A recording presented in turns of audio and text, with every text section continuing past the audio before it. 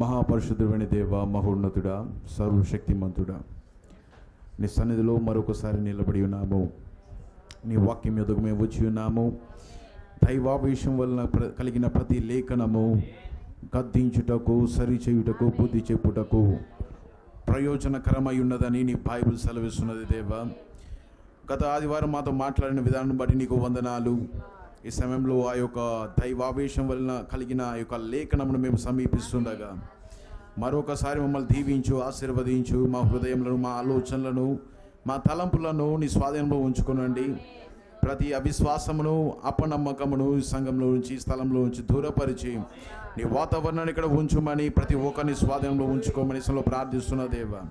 చిన్నలను, పెద్దలను, యవనస్తులను, వృద్ధులను ఓ దేవాని యొక్క స్వాధీనంలో ఉంచుకొని వాక్యంనకు వినగలిగే హృదయము, ఓ దేవ వినగలిగే చెవిని గ్రహించే హృదయాన్ని ప్రతి ఒక్కరికి దయచేయండి.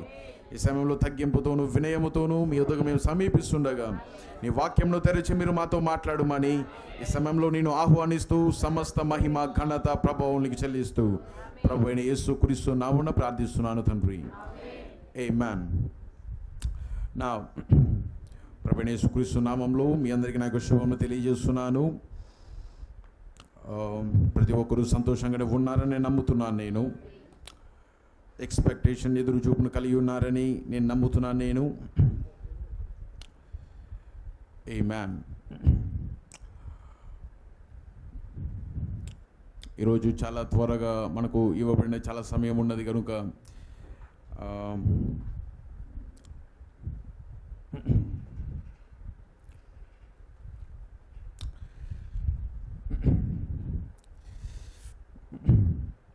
God bless you. నాతో పాటు ఒక చిన్న లేఖనాన్ని నేను చదివి ఆ తర్వాత నేను మిమ్మల్ని కూర్చోబెడతాను. నేను పోయిన ఆదివారం నేను మాట్లాడిన వర్తమానము the secret responsibility of the bride, వధువు యొక్క ఒక పరిశుద్ధమైన, పవిత్రమైన బాధ్యత. అదే వర్తమానమును ఈరోజు నేను ముగించగోరుతున్నాను.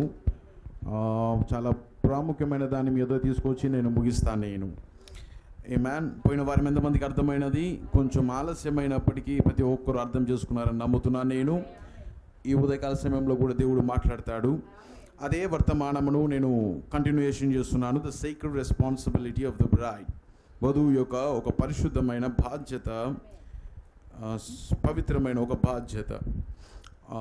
సామెతల గ్రంథము, ప్రావర్బ్స్, సామెతల గ్రంథము 22వ అధ్యాయము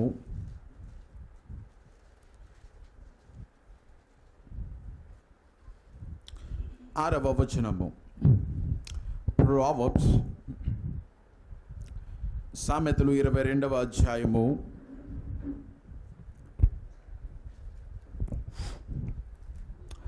6వ వచనము. ప్రతి ఒక్కరూ వెంబడించండి, గమనించండి. బాలుడు నడవవలసిన త్రోవను వానికి నేర్పుము, వాడు పెద్దవాడైనప్పుడు దాని నుండి తొలగిపోడు. బాలుడు నడవవలసిన త్రోవను వానికి నేర్పుము, వాడు పెద్దవాడైనప్పుడు దాని నుండి తొలగిపోడు. God bless his word. దేవుడు తన వాక్యాన్ని దీవించును గాక. దయచేసి కూర్చునండి.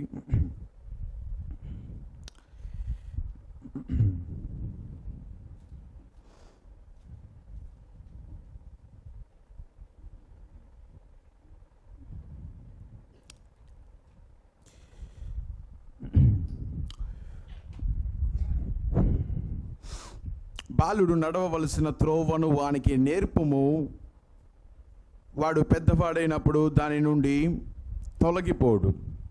దేవుని యొద్దకు వచ్చు ప్రతి కుమారుడు మొదట శోధించబడాలి, పరీక్షించబడాలి. బైబిల్ చెప్తున్నది కదా, హీబ్రీయులకు రాసిన పత్రికలో పౌలు అలాగ మాట్లాడుతున్నాడు. దేవుని యొద్దకు వచ్చు ప్రతి కుమారుడు మొదట శోధించబడాలి, పరీక్షించబడాలి. ఒక అధికారుల కింద ఖచ్చితంగా ఎదగాలి, పెరగాలి. ఒక న్యాయకత్వం కింద ప్రతి బాలుడు, ప్రతి కుమారుడు తప్పకుండా తర్ఫీదు పొందుకోవాలి, వారి కింద పైకి ఎదుగుతూ రావాలి. ఆ తర్వాతనే అతను దత్తపుత్రత్వం యొద్దకు వస్తాడు. ఆమేన్. మీ అందరికీ అర్థమవుతుంది ఏమంటున్నాను? మొదట శోధించబడుతూ, పరీక్షించబడుతూ ట్యూటర్స్ కిందను, ఆ తర్వాత నాయకత్వం కిందను ఒక పెద్దల కిందను ఎదుగుతూ దత్తపుత్రత్వం యొద్దకు తప్పకుండా ప్రతి కుమారుడు రావాల్సి ఉన్నది. దేవుడు దాన్ని బైబిల్లో పెట్టిన ఒక క్రమం అయి ఉన్నది. దాని నుండే ప్రవక్త లీడర్షిప్ అనే వర్తమానంను బోధించాడు. న్యాయకత్వము, ప్రతి ఒక్క కుమారుడు తప్పకుండా ఒక న్యాయకత్వం కింద ఉండాలి. ప్రతి కుమారుడు, ప్రతి విశ్వాసి, ప్రతి సహోదరుడు, ప్రతి సహోదరి, నేను భౌతికంగాను మాట్లాడుతున్నాను, ఆత్మ సంబంధంగాను మాట్లాడుతున్నాను. ప్రతి కుమారుడు ఎక్కడి నుండి ఎదగాలి? ఒక గవర్నర్స్ లేకపోతే ఒక న్యాయకత్వం కింద ఎదుగుతూ వచ్చినప్పుడు వారు దత్తపుత్రత్వంలోనికి ప్రవేశిస్తారు. ట్రైన్ అవ్వని ప్రతి కుమారుడు, అనగా తర్ఫీదు పొందని ప్రతి కుమారుడు ఇల్లెజిటిమేట్, అనగా దుర్బీజులు అవుతారు. అనగా రెబలియన్ అంటే తిరుగుబాటు చేయువారు. అనగా ఒక న్యాయకత్వం కింద లేని పిల్లలు ఎప్పుడు కూడా తిరుగుబాటు, మూర్ఖత్వం అనే ఆత్మను వాళ్ళు కలిగి ఉంటారు. వారు ఎన్నడూ కూడా దత్తపుత్రత్వం యొద్దకు రాలేరు. తండ్రి స్థానానికి ఎన్నడూ వారు రాలేరు.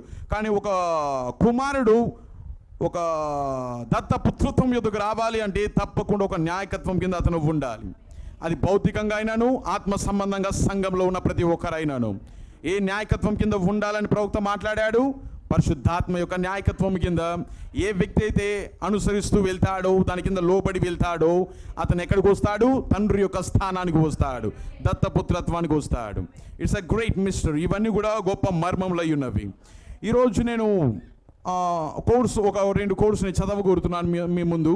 పోయిన వారం నేను 2 కోర్సుని చదివించాను. మొదటిది ప్రవక్త యొక్క కుటుంబంలో జరిగిన సంఘటన. అది బెకీ విషయంలో, ఆమె కుమార్తె విషయంలో. ఆమె ఆల్రెడీ ఎదిగినది, ఒక యవ్వనసురాలైన తరువాత ఆమె మాట వినకపోయినప్పుడు వారితో ఎలా ప్రవర్తించాలి, వారిని ఎలా లాక్కొని రావాలో ప్రవక్త వివరించాడు. కానీ ఆ స్థితిలోకి వారు రాకుండా ఉండాలంటే ఎలా? అనగా మాట వినకుండా, లేకపోతే రెబెలియన్, తిరుగుబాటు చేయువారుగా ఉండకుండా ఉండాలి అంటే ఏం చేయాలో కూడా పోయిన వారం నేను మాట్లాడాను. నేను మళ్ళీ దాన్ని మీ ఎదురు తీసుకొస్తాను. నేను చిన్నప్పటి నుండి వారిని ఏం చేయాలి? ఇక్కడ ఏం చెప్పబడుతున్నది సామెతల గ్రంథంలో? బాలుడు నడవవలసిన త్రోవను వానికి నేర్పుము, వాడు పెద్దవాడైనప్పుడు దాని యొద్ద నుండి తొలగిపోడు. కరెక్ట్గా పెంచుకుంటూ వస్తే, కరెక్ట్గా ఆ త్రోవలో నడుపుతూ వస్తే బైబిల్ ఏం వాగ్దానం చేసినది? అతడు తొలగిపోడు. కానీ అతను తొలగిపోయాడు అంటే అక్కడ నడపవలసిన త్రోవను అతనికి నేర్పలేదని అర్థము. ఆ న్యాయకత్వము అంత బలంగా లేదని అర్థము. మీ అందరికి అర్థమవుతుందేమంటున్నాను. సో ఈరోజు చాలా కన్నులు తెరవబడతాయి ప్రతి ఒక్క తల్లిదండ్రులు కావచ్చు, మరియు ఆత్మ సంబంధంగా కూడా కావచ్చు. ఏమాన్ నా పోయిన వారము ఒక 2 కోర్స్ ఏమై ఉన్నదంటే అది బెకీ గురించి, ప్రవక్త కుటుంబంలో జరిగిన సంఘటన గురించి మాట్లాడాడు. వెంటనే ఒక కోడ్ నేను చదివించాను. అది ఎలీషా కాలంలో. వింటున్నారా? ఎలీషా కాలంలో ఆ పిల్లలు అంత అవిధేయతతో, మూర్ఖత్వముతో, ఒక దైవజనుని ఎడల రెస్పెక్ట్ లేకుండా ఉండడానికి కారణం ఏంటని ప్రవక్త అన్నాడు? తల్లిదండ్రులే కారణము. వారి ఇంట్లో వారు ప్రవర్తించే ప్రవర్తన అది పిల్లలలో ప్రభావితం చేస్తున్నది. సో నువ్వు ఎక్కడైనా కానీ, ఏ పిల్లలైనా కానీ మూర్ఖంగా ఉంటున్నారు, లేకపోతే రెబెలియన్గా ఉంటున్నారు, పెద్దలకి గౌరవం ఇవ్వడం లేదు, ఏ మాట వినడం లేదంటే అర్థం ఏంటో తెలుసా? వారి కుటుంబంలో తల్లిదండ్రులు కూడా అలాంటి స్వభావాన్ని కలిగి ఉన్నారు. ఎగ్జాక్ట్లీ అది నేను కాదు మాట్లాడినది, ప్రవక్త దాన్ని మాట్లాడాడు. అదే తల్లిదండ్రులు సరైన గుణలక్షణంలో, సరైన గౌరవంలో, రెస్పెక్ట్ని వారు మొదట కలిగి ఉంటే, పిల్లలలో అది కానీ కనబడుతుంటే వారు ఏం చేస్తారు? వెంటనే వెళ్ళి గద్దిస్తారు. That's not the right way, అది సరైన మార్గం కాదని ఇంటికి వెళ్ళి వారికి కౌన్సిలింగ్ అనేది ఇస్తారు. లేని ఎడల వాళ్ళు ఏం చేస్తారు అంటే ఏం పట్టించుకోరు. అదే ఒక రెస్పెక్ట్ లేకపోవడం, గౌరవం లేకపోవడం, మర్యాద లేకపోవడం అనే పిల్లల్లో చూస్తున్నా సైలెంట్గా ఉన్నారు అంటే అర్థం ఏంటి? వీరికి కూడా గౌరవం లేదని అర్థం.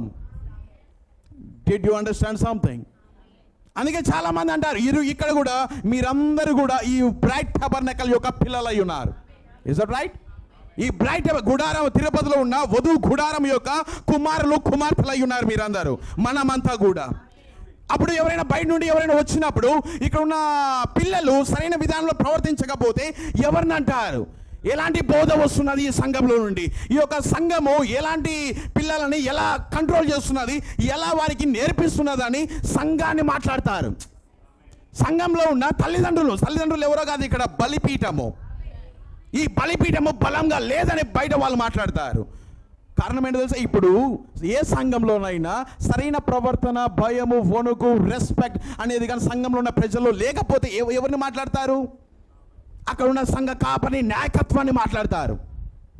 సేమ్ వే, ఎందుకు అక్కడ ఏ సంఘ పాస్టర్లో ఏ ఒక ఆత్మ అయితే ఉంటుందో అదే ఆత్మ ఎవరిలో ఉంటుందన్నాడు, సంఘంలో ఉంటుందన్నాడు. సేమ్ వే, ఆత్మ సంబంధంగాను భౌతికంగాను పిల్లల యొక్క ప్రవర్తనను బట్టి తల్లిదండ్రుల యొక్క గుణలక్షణంను మనం అర్థం చేసుకోగలం. మనము దట్స్ ట్రూ. అది నేను కాదు మాట్లాడినది. ఆ తల్లిదండ్రులు ఇంట్లో కూర్చొని ఆ యొక్క ఎలీషా గురించి తప్పుగా మాట్లాడుతుంటే ఏమని మాట్లాడుతున్నాడు? బోడివాడు అని ఎగతాళి చేస్తున్నారు తల్లిదండ్రులు లోపల కూర్చొని కిచెన్లో. అతని మాట నమ్మబాకండి. అతని గురించి ఎగతాళి చేస్తూ హాస్యంగా ఉంటూ అతని గురించి నవ్వుకుంటున్నారు. అదే ఒక ఆలోచనలో మాటలని ఎవరు గమనించారు? పిల్లలు గమనించి ఎక్కడికి వెళ్ళారు? మళ్ళీ స్కూల్కి వెళ్ళినప్పుడు అదే మార్గంలో అదే ప్రవక్త వెళ్తున్నాడు. వెళ్ళినప్పుడు వారి లోట్లో ఉండి వచ్చే మాట బోడివాడ అని వారు ఎలా మాట్లాడగలిగారు? ఇంట్లో వారు విన్నారు. దాన్ని ఇంట్లో వారు ఒక సాదృశ్యంగా వారు ఆల్రెడీ విన్నారు. సేమ్ వే, సంఘంలో ఒకవేళ పిల్లలు కానీ లేచి వెళ్తున్నారు, తిరుగుతున్నారు అంటే వారికి భయం లేదని అర్థం. అంతేనా? వారికి దేవుని యొక్క భయము, దేవుని సన్నిధిని వారికి ఇంకా అర్థం కాలేదు. దాని అర్థం ఏంటో తెలుసా? తల్లిదండ్రులు ఇంకా వారికి బోధించలేదు. You understand something? ఇంటికాడ వారికి బోధించలేదు. ఆ కారణం చేత వాళ్ళు ఇలా తిరుగుతున్నా ఇంటికి వెళ్ళి ఏం చేస్తారు? అవేం మాట్లాడారు. మంచిగా భోజనం చేసుకొని మళ్ళీ నిద్రపోతారు, మళ్ళీ లేస్తారు, మళ్ళీ స్కూల్కి వెళ్తూ ఉంటారు. వారికి ఏది కూడా దేవుని యొక్క సన్నిధిలో ఎలా ఉండాలి, ఏ భయం. నేను ఒక ఎగ్జాంపుల్, ఒక ఉదాహరణ చెప్తున్నాను. నేను చిన్నగా ఉన్నప్పుడు, నేను మా చెల్లి మరీ చిన్నగా ఉన్నప్పుడు చర్చిలో మా డాడీ అప్పుడు బోధించేవారు, పాస్టర్ గారు. నేను అక్కడ కూర్చొని ఉండేవారం, మేము అక్కడ కూర్చొని ఉండేవారం. రూతవ్వ ఉందా ఇక్కడ? కాళహస్తి రూతవ్వ లేదు. అవ్వ ఉన్నప్పుడు అప్పుడు ఆమె ఇంకా ఆమె మాట నాకు ఇంకా గుర్తున్నది. పిల్లలు అసలు లేచి కదలరండి. ఎక్కడ కూర్చుంటే అక్కడే ఉంటారు, అస్సలు కదలరు. ఏది కూడా అతి చేయరు, ఏ మాత్రం ఎట్లా పడితే అట్లా ప్రవర్తించారు, బాగా కరెక్ట్గా కూర్చొని ఉంటారు. దానికి కారణం ఏంటో తెలుసా? My father. ఆయన చూసే చూపు, ఆయన ఒక మాట ఏమి అనాల్సిన పని లేదు, కొట్టాల్సిన పని లేదు, ఏమి అనాల్సిన పని లేదు. ఆయన చూసే చూపు కూర్చోబెడుతుంది అక్కడ. అది కంట్రోల్. ఆ యొక్క కంట్రోల్ అనేది కేవలం చూపులో అర్థమైపోతుంది.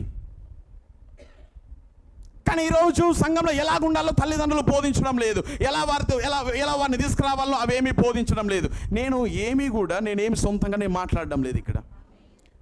ఇవన్నీ సంఘానికి అవసరం. దీన్ని బోధించే వాళ్ళు లేకయే చాలామంది దాన్ని నిర్లక్ష్యం అవుతున్నారు.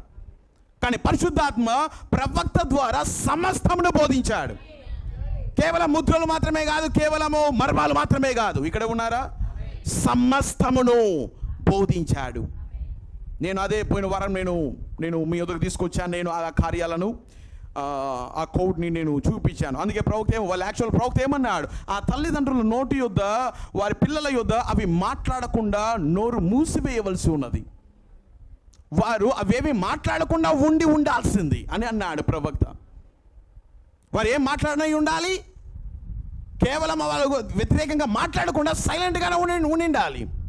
కానీ అది ఏమి ఉత్పత్తి చేసినది? ఆ పిల్లల యొక్క మరణాన్ని ఉత్పత్తి చేసింది. అది 2 ఎలుగుబంట్లు వచ్చాయా? ఆడ ఎలుగుబంట్లు వచ్చి 42 మంది పిల్లలను అప్పటికప్పుడే చంపబడ్డారు వాళ్ళు. కారణం ఏంటి? ఏ వర్తమానం పేరేం చెప్పండి? ఆ వర్తమానం పేరేంటి? రెస్పెక్ట్స్, గౌరవములు. That's right.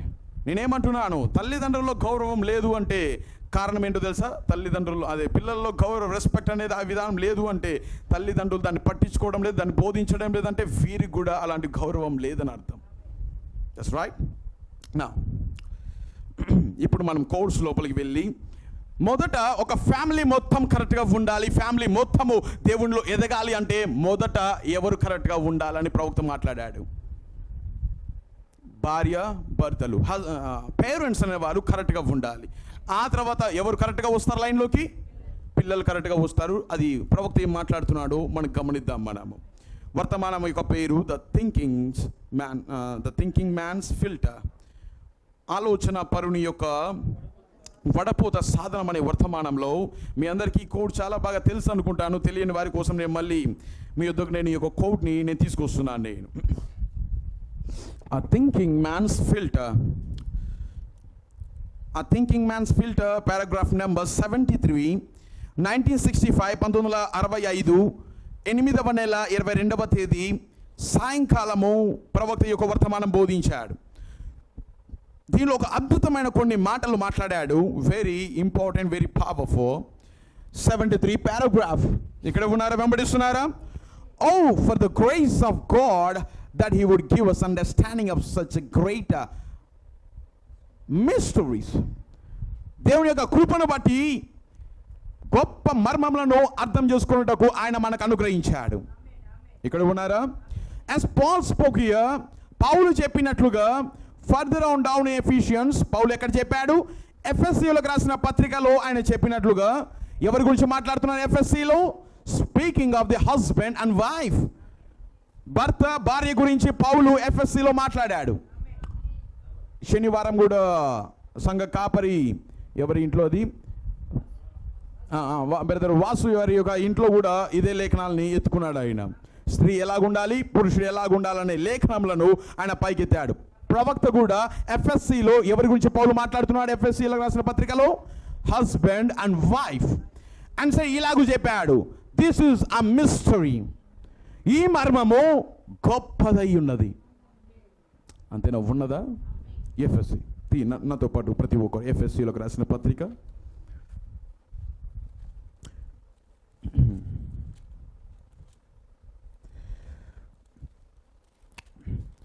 ఎఫెసీయులకు రాసిన పత్రిక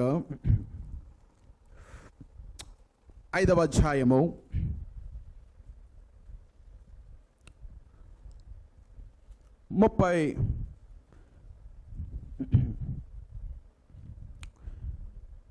28 నుండి నేను కొంచెం చదువుతాను. నేను పురుషుల గురించి భార్యల గురించి ఇద్దరి గురించి మాట్లాడుతున్నాడు. ఇక్కడ ఏమంటున్నాడు చూడండి, 25 నుండి నేను చదువుతాను. లేకపోతే పురుషులారా మీరును మీ భార్యలను ప్రేమించుడి, అటువలే క్రీస్తు కూడా సంఘమును ప్రేమించి అది కలంకమైనను ముడతైనను అట్టిది మరి ఏదైనను లేక పరిశుద్ధమైనది గాను. తీసారా? ఎఫ్ఎస్సీలోకి రాసిన పత్రిక 5వ అధ్యాయము 25వ వచనము. నిర్దోషమైనది గాను మహిమగల సంఘము గాను ఆయన తన ఎదుట దాన్ని నిలవబెట్టుకొనవలెనని వాక్యముతో ఉదక స్నానము చేత దానిని పవిత్రపరిచి పరిశుద్ధపరచుటకై దాని కొరకు తన్ను తాను అప్పగించుకొనేను. అటువలనే పురుషులు కూడా తమ సొంత శరీరము వలె తమ భార్యలను ప్రేమింపబద్ధులయ్యున్నారు. తన భార్యను ప్రేమించువాడు తన్ను ప్రేమించుకొనుచున్నాడు. ఆఫ్ కోర్స్ ఎస్, ఎందుకంటే భార్య ఏమై ఉన్నది? శరీరమై ఉన్నది, సొంత శరీరమై ఉన్నది. భార్యలు ఏం చేయాలి? భర్తలకు లోబడి ఉండాలి. భర్తలు ఏం చేయాలి? తమ భార్యలను ప్రేమించాలి. అన్కండిషనలీ, కండిషన్తో కాదు, అన్కండిషనలీ. ఆమె ప్రేమిస్తేనే నేను ప్రేమిస్తాను, లేకపోతే ఆమె గౌరవిస్తేనే నేను ప్రేమిస్తాను, అలా కాదండి. కండిషన్ లేకుండా అన్కండిషనలీ ఇస్ అ కవినెంట్. అంటే హేతువు లేదు. ఆమె లోబడినా లోబడకపోయినా ప్రేమించాల్సింది. ఈమె ఆయన ప్రేమించినా ప్రేమించకపోయినా ఆయనకు లోబడాల్సింది.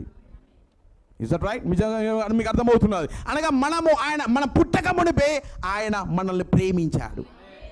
మనం ఆయనకి లోబడి ఏది మంచి చెడు ఏది చేయకమునిపే ఆయన మన కోసం రక్తం కార్చాడు. అది అన్కండిషనల్. హేతువు లేకుండా మనల్ని అడగకుండానే ఆయన మనల్ని ప్రేమించాడు, రక్తం కార్చాడు. ఈరోజు మనం ఎందుకు ఆయన ప్రేమిస్తున్నాం, గౌరవిస్తున్నాం, లోబడుతున్నాం? అన్కండిషనలీ. అందుకే ప్రవక్త ఏమన్నాడు? ఆయన నన్ను పాతాళానికి పంపించిన. పాతాళానికి పంపించడం అంటే ఏంటి? భర్త ఏం చేస్తున్నాడు? మనల్ని ప్రేమించట్లేదని అర్థం.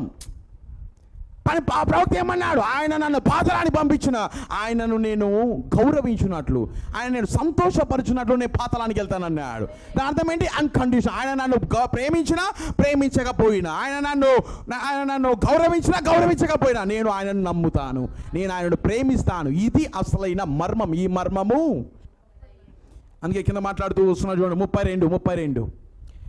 ఈ మర్మము గొప్పది. అయితే నేను క్రీస్తుని గురించి సంఘమును గురించి చెప్పుచున్నాను. మెట్టుకు మీలో ప్రతి పురుషుడును తనను వలె తన భార్యను ప్రేమింపవలెను. వింటున్నారా? అద భార్య అయితే తన భర్త యందు భయము కలిగి ఉండునట్లు చూచుకొను. ఈ మాట ప్రవక్త పైకెత్తాడు. చాలా వెరీ ఇంపార్టెంట్గా ఈ మాటను ప్రవక్త పైకెత్తాడు. ఈ భార్య అయితే తన భర్త యందు భయము అనే మాట ఎక్కడ రాయబడలేదు, ఇక్కడొకటే రాయబడినది. చాలామంది తమ భర్తలకు లోబడతారు, కానీ ఏం కలిగి ఉండరు అంటే భయం ఉన్నదా? భయం లేదు. చాలా వరకు లోకంలో ఉన్న యెజబెలు లాంటి వాళ్ళందరికీ కూడా అందరూ లోబడతారు. ఎందుకు లోబడతారు? వివాహాన్ని బట్టి. జస్ట్ ఏమంటే ఒక సాటి అయిన సహాయ వివాహాన్ని బట్టి కేవలం లోబడతారు, కానీ ఏం కలిగి ఉండరు వాళ్ళు? వారి ఎదుట ఎలా నిలబడాలి? ఎవరి ఎదుట?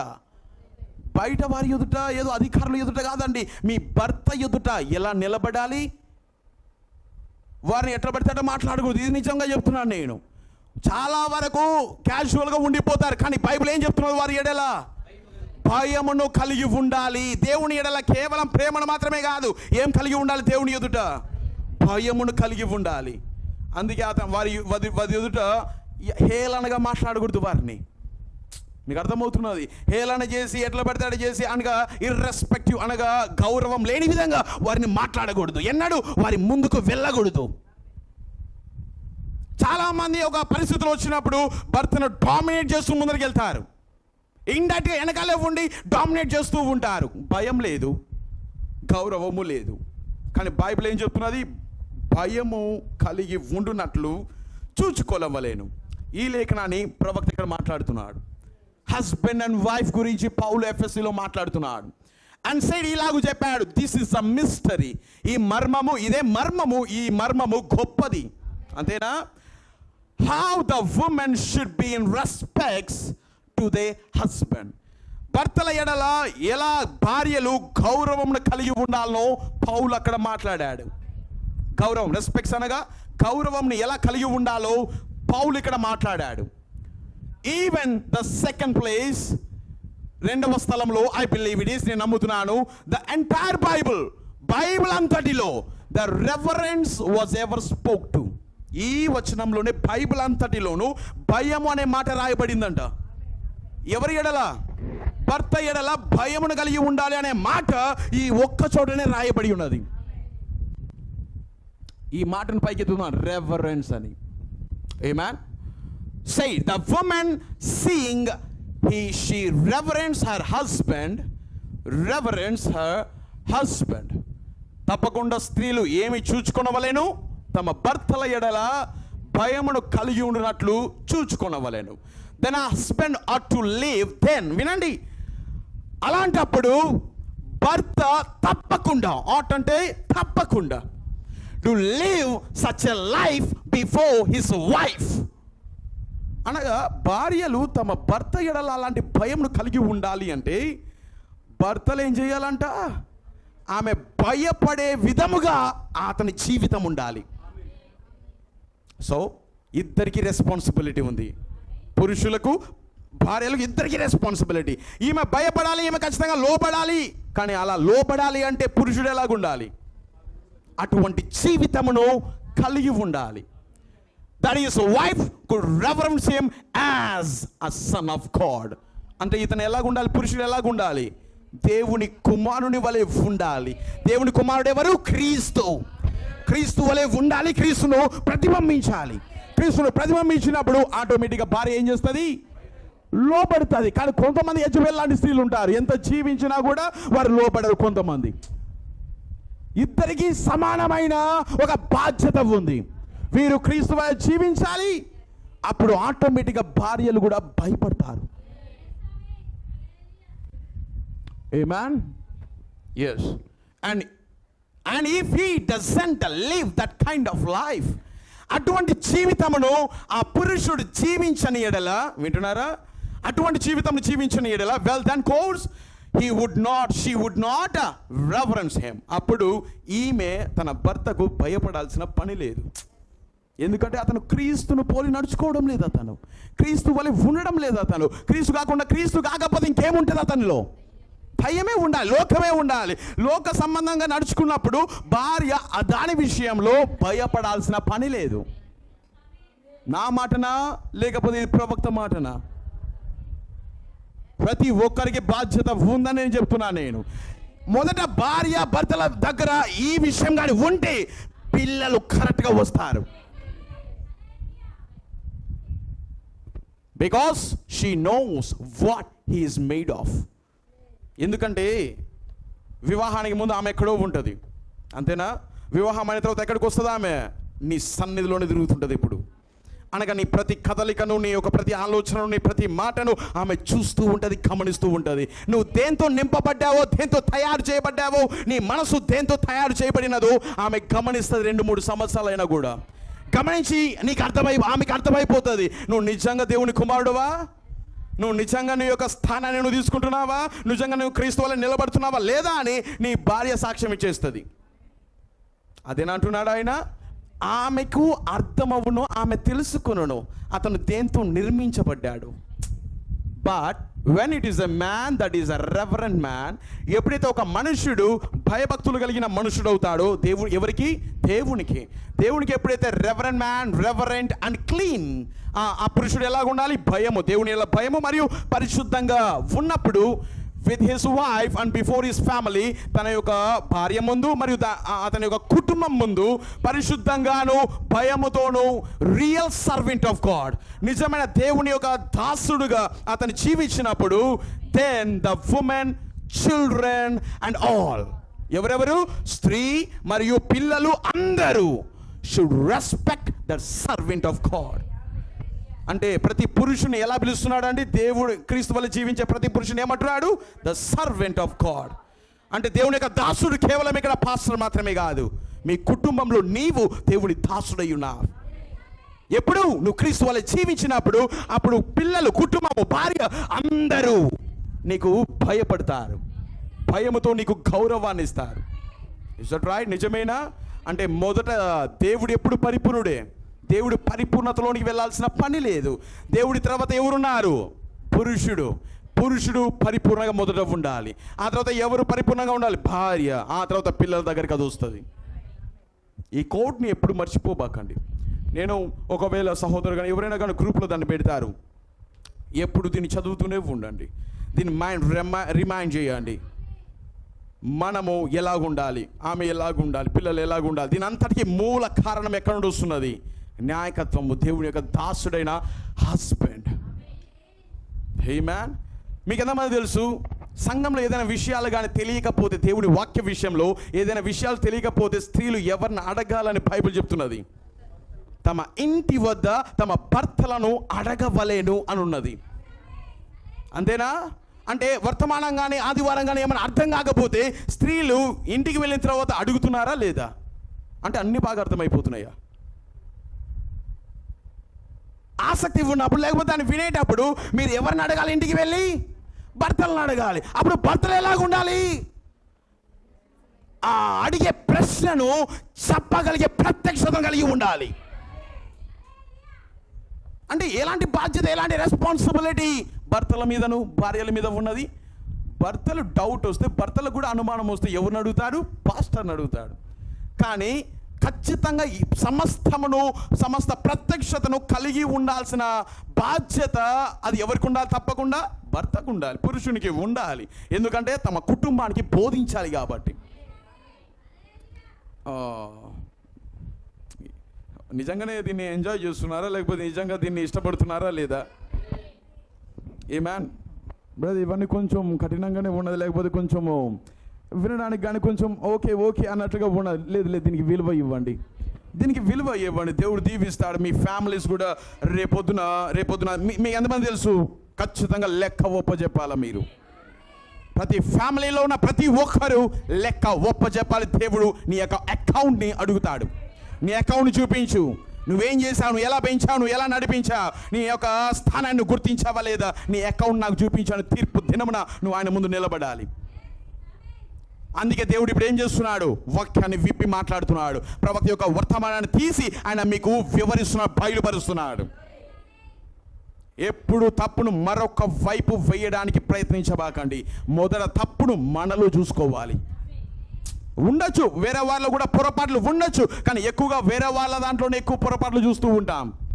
కానీ మనం ఎలాగున్నామా లేదా? భార్యను అంటుంటాం, పిల్లలు అంటున్నాం, అందరిని అంటుంటాం, మనం ఎలాగున్నాం ఫస్ట్ ఇది చూసుకోవాలి. ఆ తర్వాత భార్యనే ఏం చూసుకోవాలి, వారిని అంటుంటాం, వీరిని అంటుంటాం, ఆమె కూడా ఏం చూసుకోవాలి. మొదట నేను కరెక్ట్గా ఉన్నానా లేదా? వర్తమానం చెప్పినట్లుగా. ఎందుకు నేను ఇవన్నీ మాట్లాడుతున్నాను, ఎందుకు నేను ఇవన్నీ ఎదుగు తీసుకొస్తున్నాను? నాకు అర్థమైంది ఏంటంటే ఎత్తబడ్డ సమీపంగా ఉంది. దట్స్ వై ఆ రెవల్యూషన్తో, ఆ ప్రత్యక్షతతో నేను ఇవన్నీ నేను ఎదుగు తీసుకొస్తున్నాను. నేను a man thinking man's filter.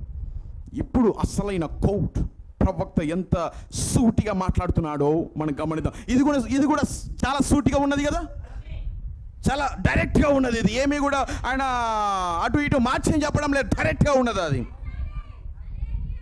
Yes, next coat influence, ప్రభావం అనే వర్తమానము.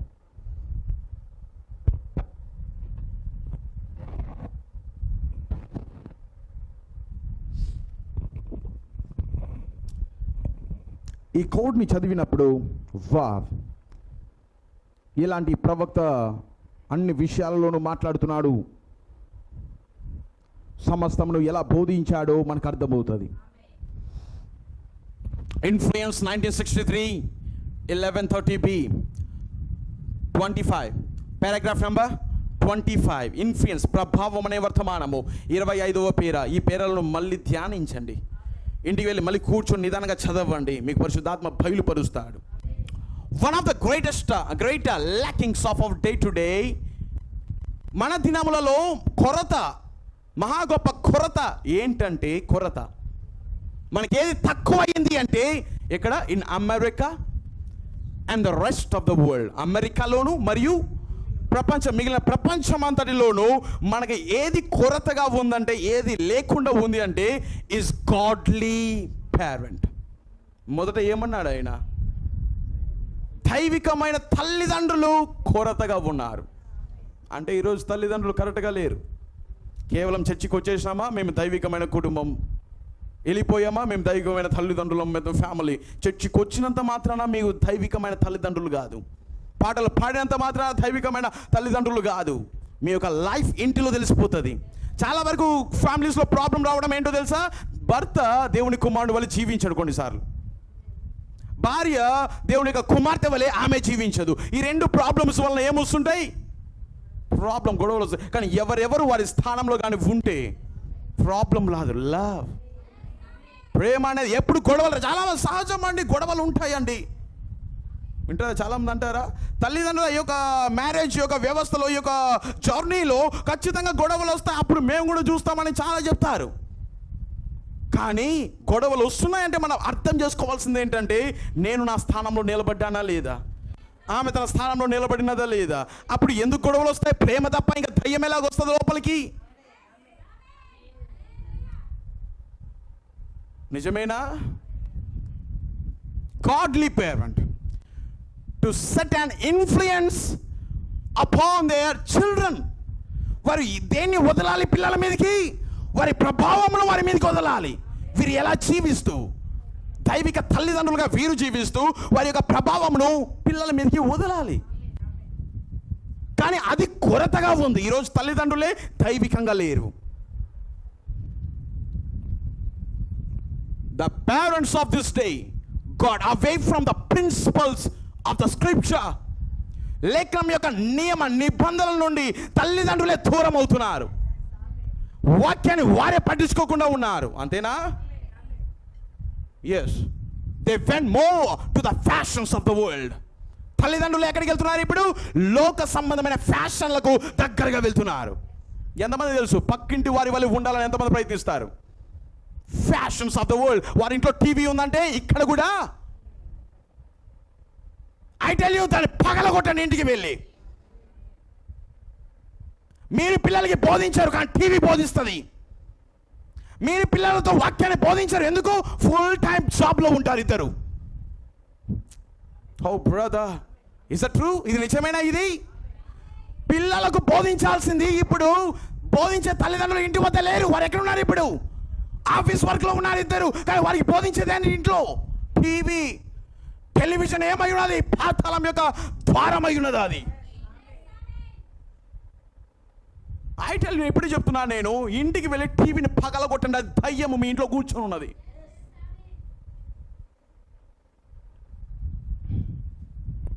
ఇంకనో టీవీ ఉన్నాయి ఫ్యామిలీస్లో. Is that true? నిజమేనా అది?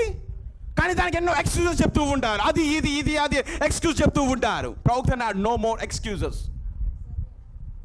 అది ఎంత నిజంగా అనిపించని, లోకానికి మానవుని యొక్క చెవికి ఎంత నిజంగా అనిపించని, ఎంత సరైనగా అది ఏమంటే నేపాలి వేసుకొని అవునులే అది కరెక్టే, అవును అది కూడా నిజమేలే అన్నట్లుగా ఎంత సరిగా నవ్వు ఉండని ఆ Nepal చెప్పవద్దు. They went more to the fashions of the world.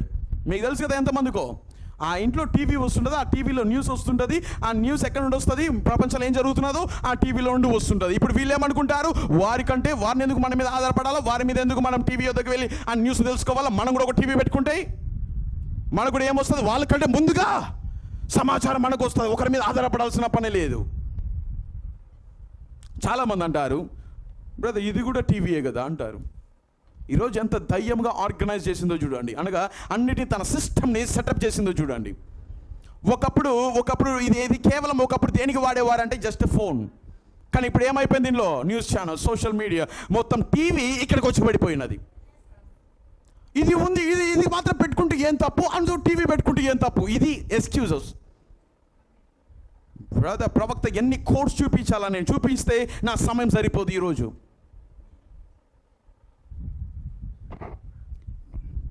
Fashions. ఇప్పుడు తల్లిదండ్రులు ఎక్కడికి వెళ్తున్నారు? లోకము నడిచిన ఆ యొక్క ఫ్యాషన్స్ వైపు తల్లిదండ్రులే వెళ్తుంటే పిల్లలు వెళ్ళారా? And the churches did the same thing. ఎక్కడికి వచ్చాడు చూడండి, ఫస్ట్ భౌతికంగా కుటుంబం నుండి వెంటనే ఎక్కడ దిగాడు?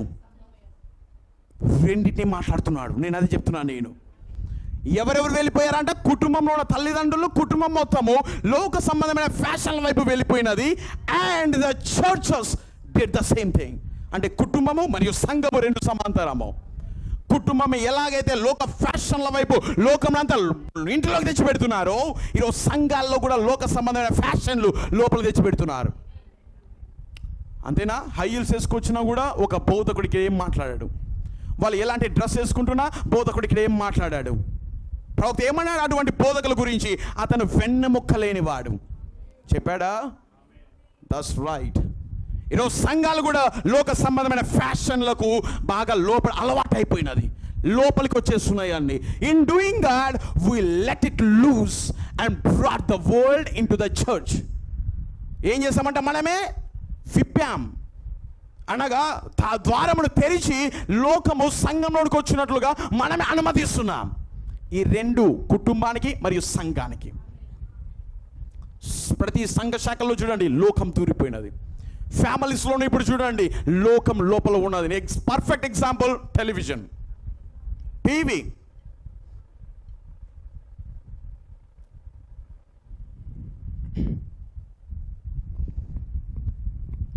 ఎన్నో సంవత్సరాలుగా ఉన్నారు, కొన్ని 20-30 సంవత్సరాల నుండి వర్తమానంలో ఉన్న ఆ టీవీ ఇంకా ఇంట్లోనే ఉన్నది. అది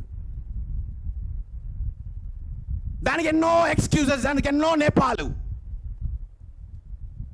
పిల్లలు చెడిపోవడానికి కారణం అదే. నువ్వు ఇంటికి లేట్గా వచ్చినప్పుడు ఒక 2 గంటల సేపు పిల్లవాడు ఇంట్లో ఒంటరిగా ఉంటాడు, అప్పుడు వారితో మాట్లాడేది ఏంటి? టీవీ కాదా?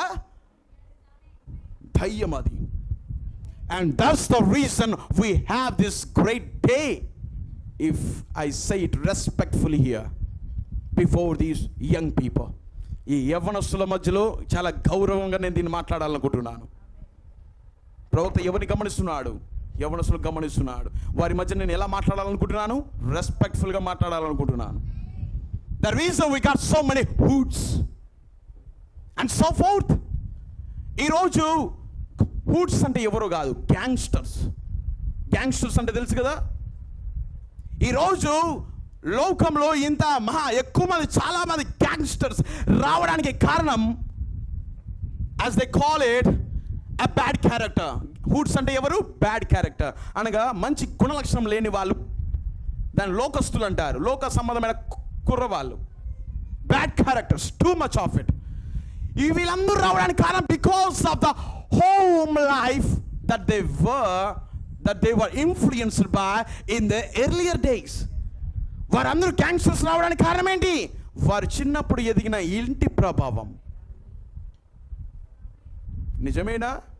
ఈరోజు క్రైమ్స్ చేసేవాళ్ళు, దొంగతనాలు చేసేవారు, నరహంతకులు, వీరందరూ ఎక్కడి నుండి వచ్చి ఉంటారు? చిన్నపిల్లలు ఒక ఇంట్లో నుండి వచ్చి ఉంటారా? కానీ ఆ ఇంటిలో నియమాలు, నిబంధనలు ఎలా ఉండాలో నేర్పించకపోవడం వలనే ఈరోజు ఎంతమంది వచ్చారంట? చాలామంది గ్యాంగ్స్టర్స్ తయారయ్యారు. అనగా పెద్ద గ్యాంగ్స్ వేసుకొని తిరిగేవారు, అంతేనా? పెద్ద మనుషులను పెట్టుకొని నేను లీడర్ అన్నట్లు ముందు వెళ్ళి ఆ కోట్లాట్లో గొడవలు జరిపించేవారు. వీరు ఇలా రావడానికి కారణం ఏంటి? వారు చిన్నప్పుడు ఎదిగిన ఇంటి life, home life. I'm still a believer. నేను ఇంకను విశ్వాసినే. ఆయన గురించి చెప్పుకుంటున్నాడు, నేను ఇప్పుడు కూడా విశ్వాసినే, నేను గ్యాంగ్స్టర్ కాదు. ఇప్పుడు ఏ కోడ్ని ఎత్తాడు చూడండి, ఏ కోడ్ పైకి ఎత్తాడు చూడండి. Bring up a child in the way that he should go. బాలుడు నడవవలసిన త్రోవను అతనికి నేర్పుము. And when it gets old, it will not depart from it.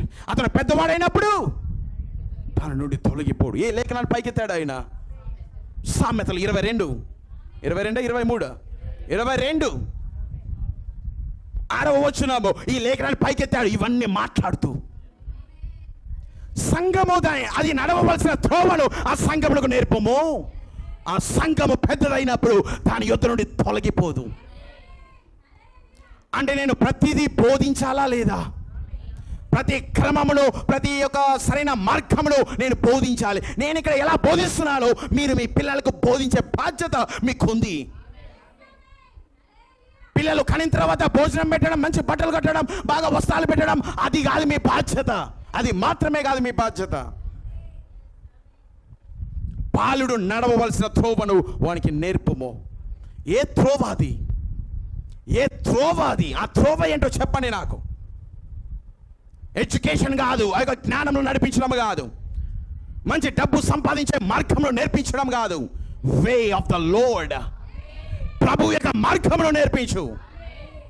అప్పుడు అతడు దాని యొద్ద నుండి తొలగిపోడు.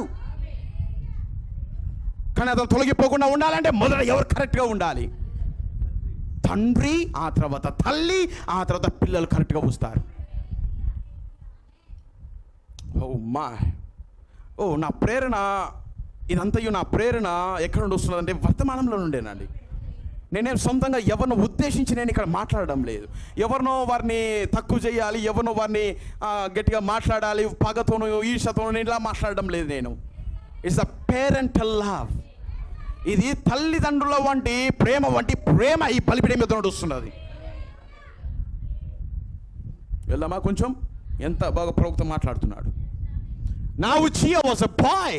He had been brought up in such a parenthood till it influenced him. Uzziah గురించి మాట్లాడుతున్నాడు. ఇన్ఫ్లుయెన్స్లో ఉజియా ఎంత మంచి వాడుగా ఎదిగాడు, అంతేనా? దాని అర్థం ఏంటి? అతని ఎడల ఎలాంటి ప్రభావం పడిందో దానిని బట్టి అతను ఉన్నాడు. యెషయా గ్రంథంలో 27 very important. Look at one of our greatest Americans. మన అమెరికా దేశంలో మహా గొప్ప వారిని గమనించండి. ఎవరిని తాడు? Abraham Lincoln. That I can think of, నేను ఆలోచించే అమెరికా గొప్ప అమెరికన్లను చూడండి. Was Abraham Lincoln. He was certainly deserves all the credit that's given him. అతనికి ఇవ్వాల్సిన ఘనతంతయు అతను పొందుకోవడానికి అర్హుడు.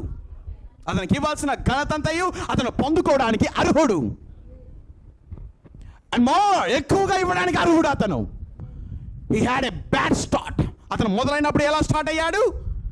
బ్యాడ్ స్టార్ట్ అనగా అతని మొదలు సరిగా లేదు. ఎవరు? అబ్రహాం పుట్టినప్పుడు, అతను పెరిగేటప్పుడు అతని మొదలు సరిగా లేదు. మొదలు పెట్టినది born in a poor. ఎలా జన్మించాడు? పేదవాడిగా జన్మించాడు. అతను పేదవాడు. అతని యొక్క మొదలు సరిగా అంత అన్ని సమకూర్చబడినట్లు, అన్ని సమృద్ధిగా ఉన్నట్టు లేవు. And no way of making an education. అతను చదవడానికి కూడా మార్గం లేదు అతనికి, చదువుకోవడానికి. Abraham Lincoln wrote in the sands. ఎక్కడ రాశాడు? ఇప్పుడున్న పిల్లలందరూ నోట్బుక్స్లో రాస్తారు, కానీ అతను ఎక్కడ రాశాడు చదవడానికి? ఇసుక మొత్తం బాగా ఇట్లా చేసి ఇసుకలో అక్షరాలు రాసేవాడు. అలాంటి పేదవాడు.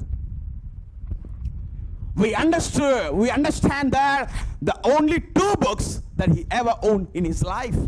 తన జీవితంలో 2 పుస్తకాలను అతను కలిగి ఉన్నాడు. పెరిగేంత వరకు, అతను ఒక స్థితికి వచ్చేంత వరకు అతని చేతిలో ఎన్ని ఉన్నాయి? 2 పుస్తకాలు ఉన్నాయి. Until he was about 21 years. ఎన్ని సంవత్సరాల వరకు? 21 సంవత్సరాల వరకు అతని యుద్ధ ఉన్నది 2 పుస్తకాలు. Was the Bible. దానిలో ఒకటేంటి? బైబిల్. ఈ పుస్తకాన్ని అతను కలిగి ఉన్నాడు, Bible. And a Pilgrims of Progress, or it might have been Fox's Book of Matters. ఇంకోటి ఈ పుస్తకం ఏదో కాదు, ఫాక్సెస్ యొక్క హతసాక్షుల గ్రంథం. ఏ పుస్తకాలండి? బైబిల్, హతసాక్షుల గ్రంథము. హతసాక్షులు ఎవరు? క్రీస్తు కొరకు హతసాక్షులుగా నిలబడిన ఆ 2 గ్రంథాలను అతను తన జీవితం అనగా 21 ఏళ్ళు వచ్చేంత వరకు ఆ 2 పుస్తకాలను అతను కలిగి ఉన్నాడు. It was one of those books. అతను కలిగి ఉన్న పుస్తకాల్లో ఇది కూడా ఒకటి, ఆ 2 పుస్తకాల్లో. But you see what that man read. ఈ మాట పట్టుకోనండి. ఆ మనుషుడు దేన్నైతే చదువునో ఇట్ ఇన్ఫ్లుయెన్స్ హిస్ లైఫ్. ఆ అబ్బాయి దేన్నైతే చదువునో అది అతని యొక్క జీవితంలో ప్రభావితం చేయును. బైబిల్ని చదివాడు, హతసాక్షుల గ్రంథాన్ని చదివాడు. ఈ 2 అతని యొక్క జీవితంలో ఇన్ఫ్లుయెన్స్ చేశాయి, ప్రభావితం చేశాయి. And that's the same thing it is today. ఈ రోజు కూడా అదే కార్యము. Our markets are loaded with vulgar and filth. అసభ్యతతోనూ మరియు మురికితోనూ మన మార్కెట్స్ నింపబడ్డాయి. వారు ఏది చదువుతారో, ఏది వింటారో దాంతో వారు ఆ ప్రభావం పొందుకుంటారు. ఆ ప్రభావం ద్వారానే వారు నడుస్తారు, జీవిస్తారు, దానికోసమే వెళ్తారు. కానీ ఈరోజు మార్కెట్స్ అనేది ఎంతో నింపబడ్డాయి. వల్గారిటీ అండ్ ఫిల్త్, అసభ్యత మరియు మురికితో మన మార్కెట్స్ అన్ని నింపబడ్డాయి. ఆ మార్కెట్స్లో ఒక పెద్ద గ్యాజెట్ టెలివిజన్. అసభ్యకరమైనంత ఆ టెలివిజన్లో ఉండి వస్తున్నది. మేము కేవలం ఏం పెట్టుకుంటామంటే పిల్లలకి కార్టూన్స్ పెడతాం. కార్టూన్స్ ఉన్నారా పిల్లలు? కార్టూన్స్ పెడతాం. మేము ఏం చేస్తాం? న్యూస్ మాత్రమే చూస్తాం. మేము సినిమాలు అవేమి చూడం. మేము మార్కెట్స్ అంతా కూడా vulgarity and filth to poison the minds of our young children. చిన్న పిల్లల యొక్క మనస్సులను విషంతో నింపుతున్నవి ప్రతిదీ. And then we lay the fault onto them. అతను ఏం చేస్తాం? మనము అతను తప్పిపోయిన ఎడలా, సరిగా ప్రవర్తించిన ఎడలా మనం వారి మీద తప్పు మోపుతాం. నువ్వే ఎందుకు ఇట్లా ఉన్నావు అని వారి మీద తప్పు మోపుతాం. కానీ ఇంటిలోనికి ఆ వల్గారిటీ తీసుకురాకపోతే, ఆ ఫిల్త్ అనే లోకంలో ఉన్న ఫిల్త్ అనేది ఇంట్లోకి తీసుకురాకపోతే అతను సరైన మార్గంలో నడిచేవాడు. అతని ప్రభావం కరెక్ట్గా ఉండేది. మన మాత్రం వారి మీదనే తప్పు మోపుతాం. When I think many times it belongs in to us. చాలా వరకు నేను ఆలోచించినప్పుడు ఆ పొరపాటు మనలోనే ఉంది. as Christian people, క్రైస్తవ ప్రజలుగా, who will not stand up for the thing that's right. ఏది నిజమో దాని కొరకు నిలబడే ప్రజలు, క్రైస్తవ ప్రజలు ఇప్పుడు నిలబడడం లేదు. ఏది సత్యమో, ఏది సరైనదో దాని కొరకు నిలబడే మనస్సు ఈ రోజున క్రైస్తవ ప్రజలకు లేదు. అలాగాని మనస్సు ఉంటే ఈ వర్తమానం గ్రహించేవారు క్రైస్తవ ప్రజలంతా. పెంతెకోస్తులు, డినామినేషన్స్ అందరూ కూడా సత్యం కొరకు నిలబడే మనస్సు వారికి లేదు ఇప్పుడు.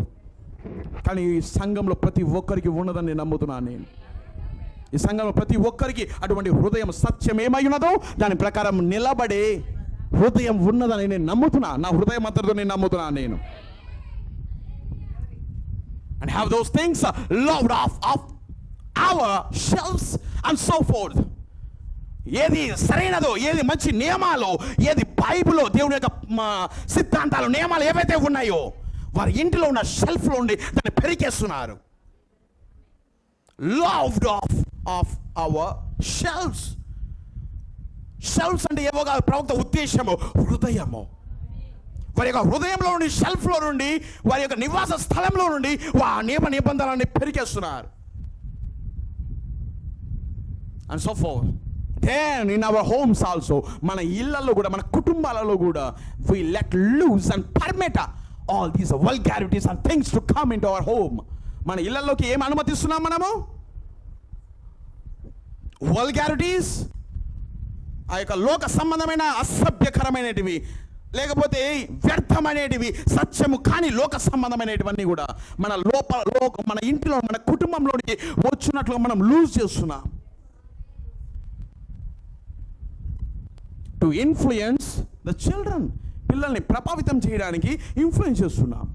చిన్నప్పటి నుండి టీవీ పెట్టి వాళ్ళ ముందర ఫోన్లు ఇచ్చేసి వాళ్ళకి పెంచుకుంటూ వచ్చిన తర్వాత పెద్దగా అయిన తర్వాత నా పిల్లలు నా మాట వినడం లేదంటే ఎలా వింటారు? నువ్వేమి ఇంట్లోకి విడుదల చేశావు?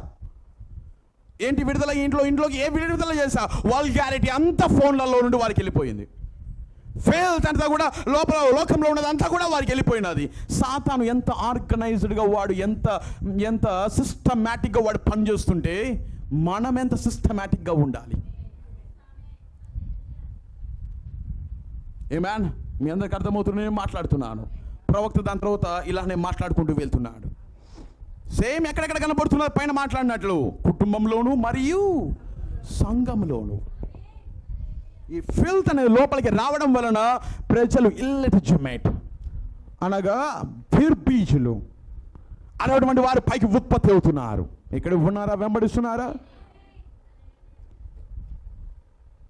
నేనేమంటున్నాను అంటే మొదట తల్లిదండ్రులు కరెక్ట్గా ఉండాలి.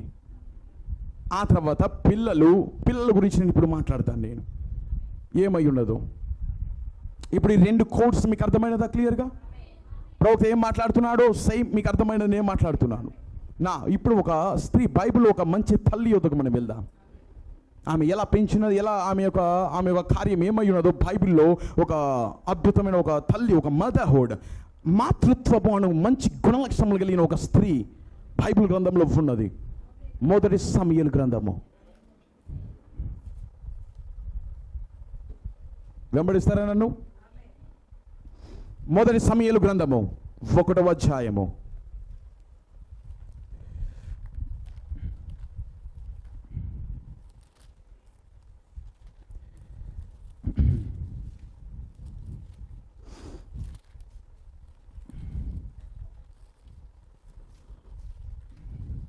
మొదటి సమూయేలు 1.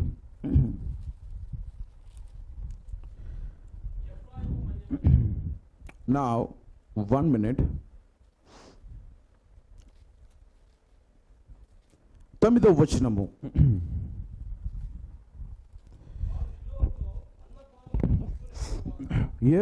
షిలోహులో అన్నపానములు పుచ్చుకున్న తర్వాత హన్నా లేచి యాజకుడైన ఏలీ మందిర స్తంభము దగ్గరనున్న ఆసనము మీద కూర్చుని ఉండగా, ఎవరు ఈమె అందరికీ తెలుసు అనుకుంటాను నేను.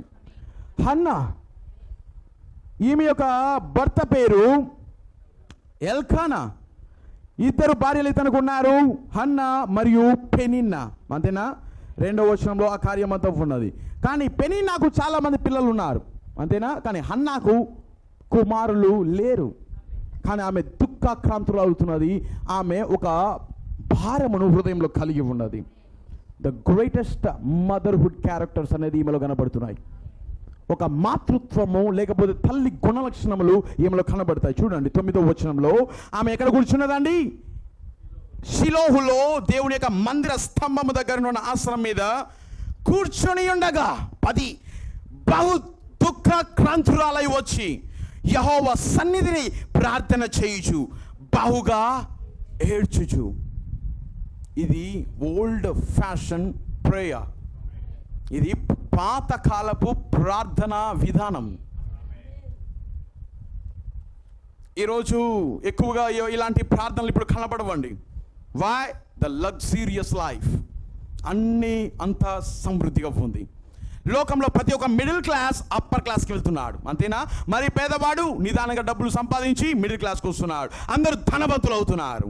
ఇన్ దిస్ డే ఏ ఒక్కరు కూడా ఇలాంటి ప్రార్థనను కలిగి ఉండడం లేదు. Very few. కానీ కొంతమంది ఉన్నారు. నేను అందరూ ఎవరు లేరని కాదు, కొంతమంది ఉన్నారు, ప్రార్థిస్తున్నారు. కానీ ఇక్కడ ఉన్న ప్రతి ఒక్కరికి ఇలాంటి ప్రార్థన మనం కలిగి ఉండాలి. దుఃఖాక్రాంతురాలై వచ్చి యెహోవా సన్నిధిని ప్రార్థన చేయుచు బహుగా ఏడ్చుచు. ఆమె మాటలు చూడండి. ఈ 11వ వచనం హైలైట్. చాలా చాలా ఇంపార్టెంట్. నేను ఇక్కడ నేను తీసుకురాగొడుతున్నాను. సైన్యములకు అధిపతి యెహోవా నీ సేవకురాలనైనా, అంతేనా? ఓ మై, నీ సేవకురాలనైనా నాకు కలిగి ఉన్న శ్రమను చూచి, నీ సేవకురాలైన నన్ను మరువక జ్ఞాపకం చేసుకొని, నీ సేవకురాలైన నాకు మగపిల్లను దయచేసిన ఎడల. ఎవరిని అడుగుతున్నది ఈమె? పిల్లలను, చిల్డ్రన్. ఐ వాంట్ చిల్డ్రన్, నాకు పిల్లలు కావాలని ఈమె అడుగుతున్నది. చేసిన ఎడల వాని తల మీదికి క్షౌరపు కత్తి ఎన్నటికి రానియక వాడు బ్రతుకు దినములన్నిటను నేను వారిని యెహోవావగు నీకు అప్పగింతునని మొక్కుబడి చేసుకొనేను. ఏమేం మొక్కుబడి చేసుకున్నది? మొదటి కార్యము, అతని తల మీదకి క్షౌరపు కత్తిని ఎన్నటికీ రానివ్వను, వాడు బ్రతుకు దినములన్నిటను నేను వానిని యెహోవావగు నీకు అప్పగింతును. ఎంత ఎంత ఎంత సమయం? కేవలం ఒక 2-3 సంవత్సరాలు కాదు అతని లైఫ్లో. బ్రతుకు దినములన్నీ నీకు అప్పగింతునని మొక్కుబడి చేసుకున్నాను. ఎలాంటి విశ్వాసము, ఏమాత్రం అపనమ్మకము ఆమె ప్రార్థనలో నాకు కనబడలేదు. ఏం అపనమ్మకం? ఎవరైనా వచ్చి అన్నాడ ప్రార్థిస్తుంటే వినేసి, అన్నా నువ్వు పిల్లల్ని మాత్రమే కనగలవు కానీ వారి భవిష్యత్తును నువ్వు కనగలవా అని అడగచ్చు. అంతేనా అండి? నువ్వు పిల్లల్ని కనగలవు కానీ వారి మనస్సును నువ్వు ఇలానే ఉండాలని అతనికి నువ్వు నిర్ణయించగలవా? పిల్లలు కనేసిన తర్వాత అతని మనస్సు వచ్చినట్లు అతను జీవించే స్వతంత్రత అతనికి వస్తుంది ఒక కాలం. అంతేనా కదా? అతను జీవించాలనుకుంటే దేవుని కొరకు జీవించవచ్చు, లేదంటే దాని యొద్ద నుండి పారిపోవచ్చు. అతని సొంత మనసు ఉంది, సొంత బ్రెయిన్ ఉంది, సొంత నిర్ణయాలు, ఇష్టాలు ఉన్నాయి. కానీ ఈమె ఏం చెప్తున్నది? అతను బ్రతుకు దినములని యెహోవాకు అర్పితమగునని నేను మొక్కుబడి చేసుకుంటున్నాను. అప్పుడు అడగచ్చు, అన్నను ఎలా అతను చెప్పగలవు? అది మాతృత్వపు యొక్క బాధ్యత. అతను వింటాడో వినాడో అది నాకు తెలియదు భవిష్యత్తు, కానీ అతను వినేటట్టు నేను చేస్తాను. నేను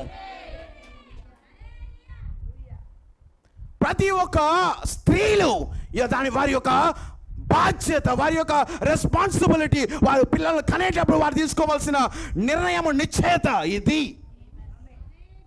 వారు బ్రతుకు దినములంతా యెహోవాకు అర్పితమగును, అప్పగించునని మొక్కుబడి చేసుకునేను. ఒకవేళ పైన ఏమని ఉన్నది? మంగలి కత్తి. ఒకవేళ అతను మిలిటరీ కటింగ్ అడిగితే ఏమనాలా? నాకు వద్దు, రెండో చూడండి ఆ కటింగ్ చూడు, ఇదంతా లేపేసి పైకి లేపాలని ఒకవేళ సమయాలు అడిగితే ఆమె ఏంటి పరిస్థితి? అప్పుడు నాకు ఇలాంటి కటింగ్ కాదు, ఇలాంటి స్టైల్ కటింగ్ కావాలి, నాకు వారిలాగా ఉండాలి, వీరిలాగా ఉండాలని ఒకవేళ ఆ అబ్బాయి ఇష్టపడి వారి తల్లి వద్దకు వచ్చి అడిగినప్పుడు, లేకపోతే తల్లికి తెలియకుండా వీళ్ళు కటింగ్ చేపించేసుకుంటే అప్పుడు పరిస్థితి ఏంటి? ఇవన్నీ నేను ప్రయత్నిస్తా ప్రభువా అని ఈమె చెప్పడం లేదు. నేను ప్రయత్నిస్తా ప్రభువా, నేను ఎలాగోలా నీకు సమర్పించాలని నేను ట్రై చేస్తానని చెప్పడం లేదు. నేను రానివ్వను. నేను మంగలి కత్తిని రానివ్వను. తెలుసు కదా, ఈరోజు కటింగ్ కరెక్ట్గా చేయించకపోతే పిల్లలు ఎట్టున్నారు? ఇప్పుడు తెలియకుండానే వెళ్ళి చేసేసుకుంటున్నారా లేదా? స్కూల్కి వెళ్ళినప్పుడు లేదా ఎక్కడికైనా వెళ్ళినప్పుడు ఒంటరిగా ఉన్నప్పుడు వారు ఏదైనా చేయగలడానికి వారికి సొంత మనస్సు ఉంది, సొంత నిర్ణయాలు ఉన్నాయి. కానీ ఈమె ఎలాంటి బాధ్యతను తీసుకున్నది? నేను రానివ్వను, నేను వారి మీద మంగలి కత్తి రానివ్వను. అతడు బ్రతుకు దినములంతా యెహోవా సన్నిధిలో ఉంటాడు. ఈరోజు ఇలాంటి కన్విక్షన్ నేనేమంటున్నా అంటే ఇది మాతృత్వపు యొక్క గుణ లక్షణాలు. ఇవి చెప్తే వచ్చేటివి కావు ఇవి. మీకు తెలుసు, ఎప్పుడైనా కూడా ఆడపిల్లలు ఎప్పుడు కూడా ఏదైనా ఒక చిన్న బేబీ కానీ అలా ఎవరైనా తీసుకెళ్తున్నారనుకోండి, ఆడపిల్లలు ఏం చేస్తారు?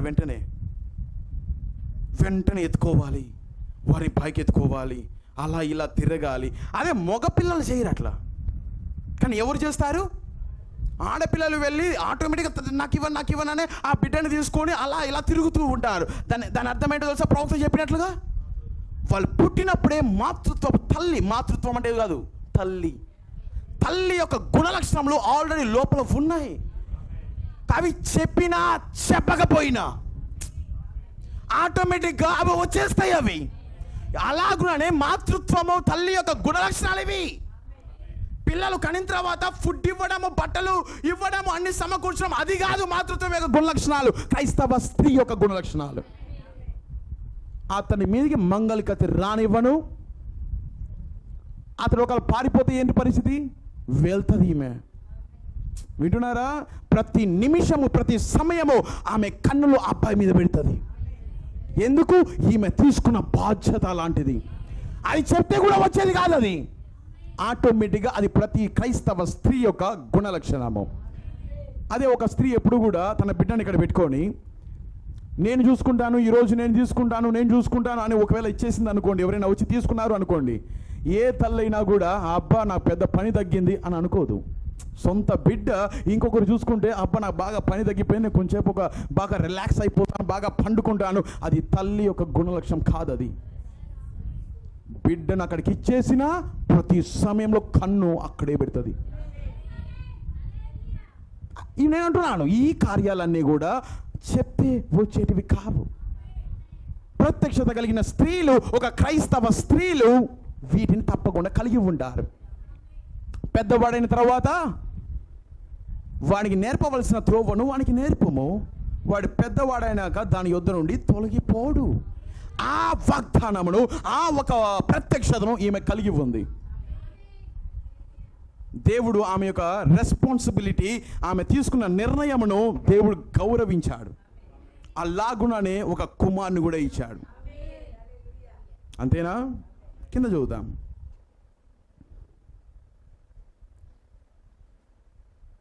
ఇది ఎవరికి నచ్చినను నచ్చకపోయినను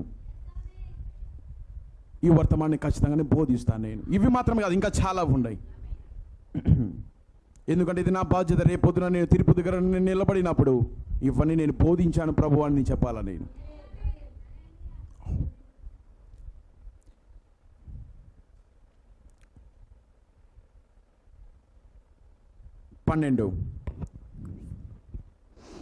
ఏలైనగా హన్న తన మనస్సులోనే చెప్పుకొనుచుండెను.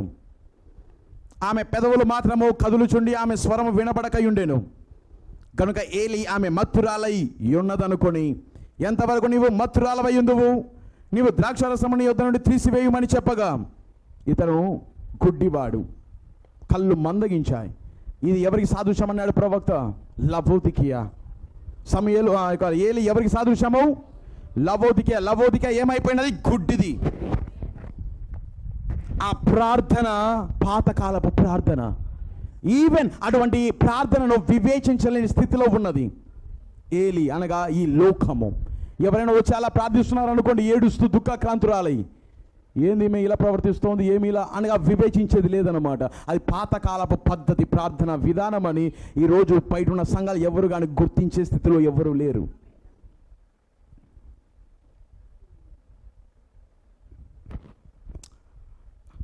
హన్నా, అది కాదు నా ఏలినవాడా, నేను మనో దుఃఖము గలదానయ్యున్నాను. నేను ద్రాక్షారసమునైనను మద్యమునైనను పానము చేయలేదు, కానీ నా ఆత్మను యెహోవా సన్నిధిని కుమ్మరించుకొనుచున్నాను.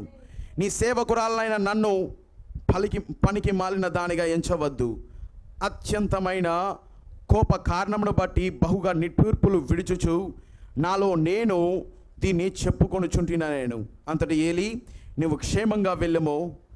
ఇజ్రాయేలు దేవునితో నీవు చేసుకున్న మనవిని ఆయన దయచేయునుగా కానీ ఆమెతో చెప్పగా, ఆమె అతనితో, నీ సేవకురాలైన నేను నీ దృష్టికి కృపనొందునుగాక అనేను. తరువాత ఆ స్త్రీ తన దారిని వెళ్ళిపోయి భోజనము చేయుచు నాట నుండి దుఃఖాముఖిగా నుండుట మానెను.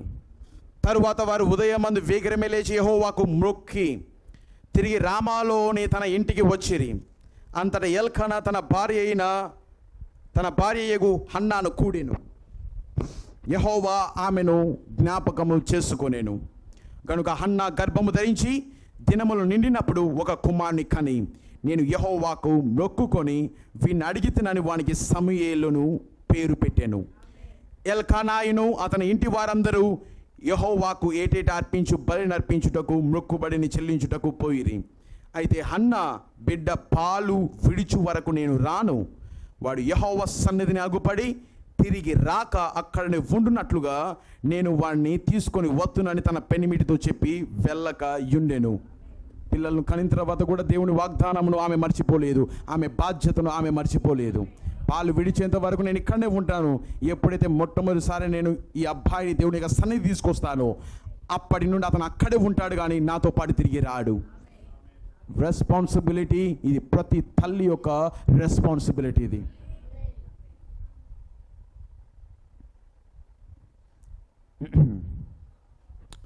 సమయం అయిపోతున్నది, నేను త్వరగా ముగిస్తాను. నేను చివరిగా కొన్ని లేఖనాలు మీ ఎదుకు తీసుకొచ్చి నేను ముగిస్తాను. నేను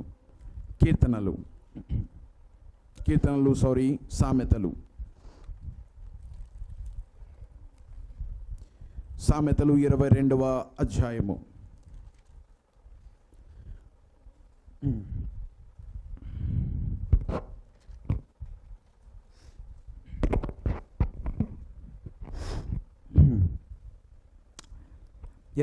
సామెతలు 22:15 వచనము.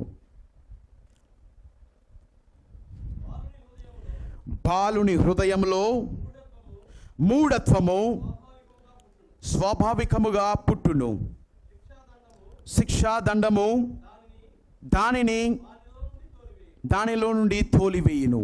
It's inspired word. ఇది కూడా దేవుని యొక్క పరిశుద్ధాత్మ యొక్క ప్రేరేపణ ద్వారా వచ్చిన లేఖనాలు ఇవి. బాలుడు హృదయం ఏమొస్తుందంట?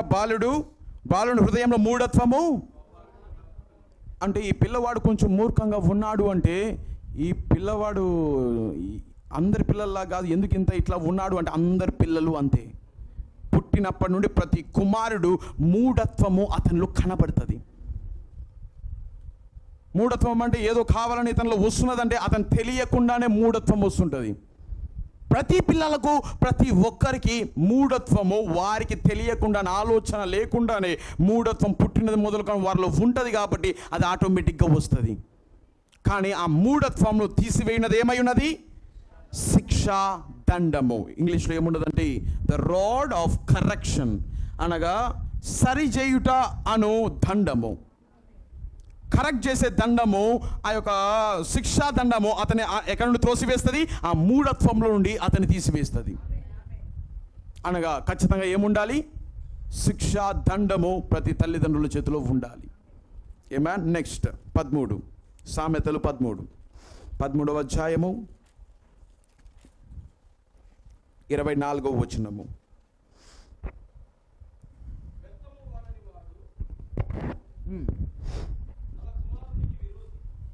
తీసారా ప్రతి ఒక్కరు? సామెతలు 13:24.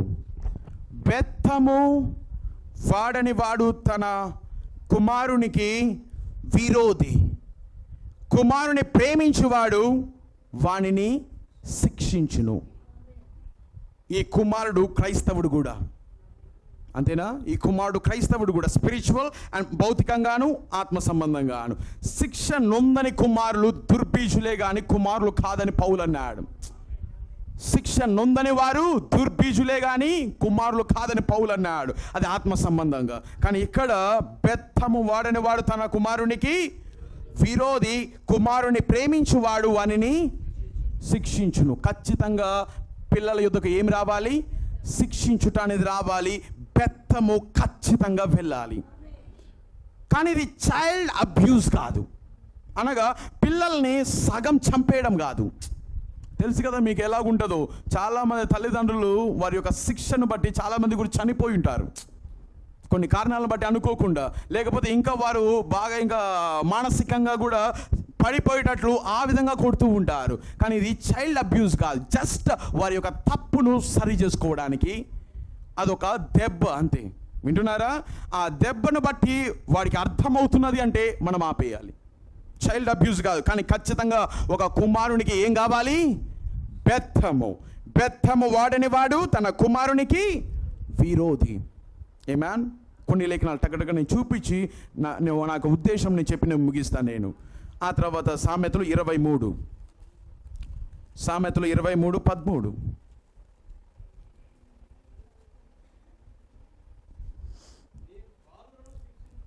తీసారా ప్రతి ఒక్కరు? కొంచెం ప్రతి ఒక్కరు తీయండి ఆ యొక్క లేఖనాలను.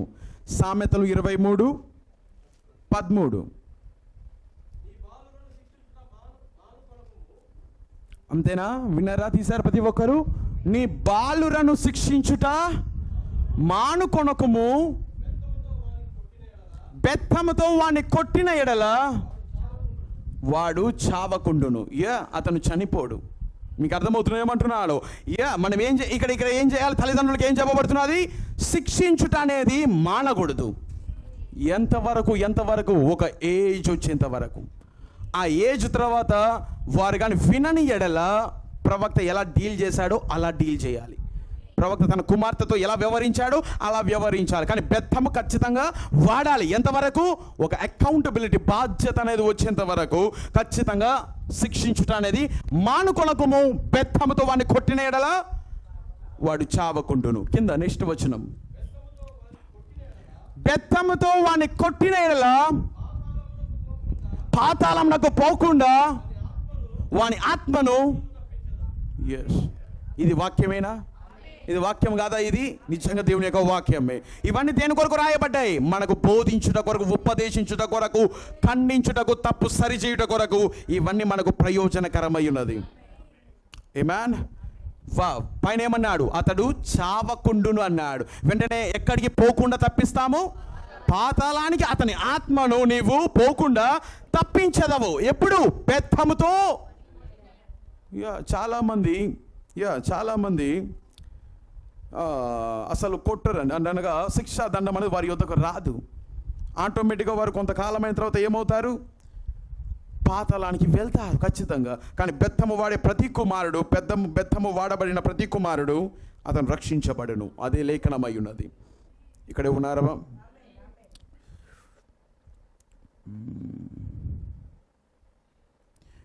29 సామెతలు 29.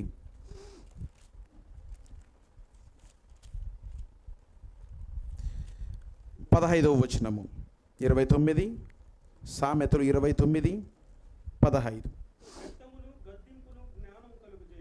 బెత్తమును గద్దింపును జ్ఞానము కలగజేయును.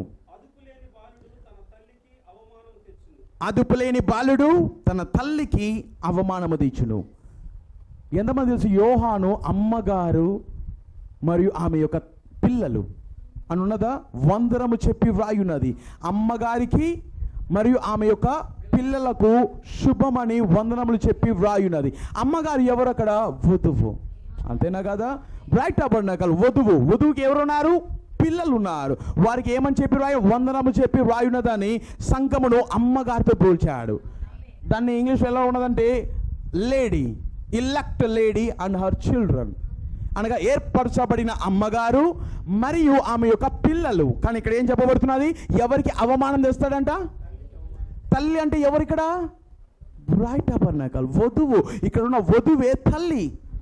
కానీ అతనికి ఏముండాలంటే బెత్తం ఉండాలి, గద్దింపు ఉండాలి. సంఘంలో ఏముండాలనో ఇక్కడ బయలుపరచబడుతున్నది. బెత్తము మరియు గద్దింపు జ్ఞానమును కలగజేయును, సంఘానికి జ్ఞానాన్ని ఇచ్చును.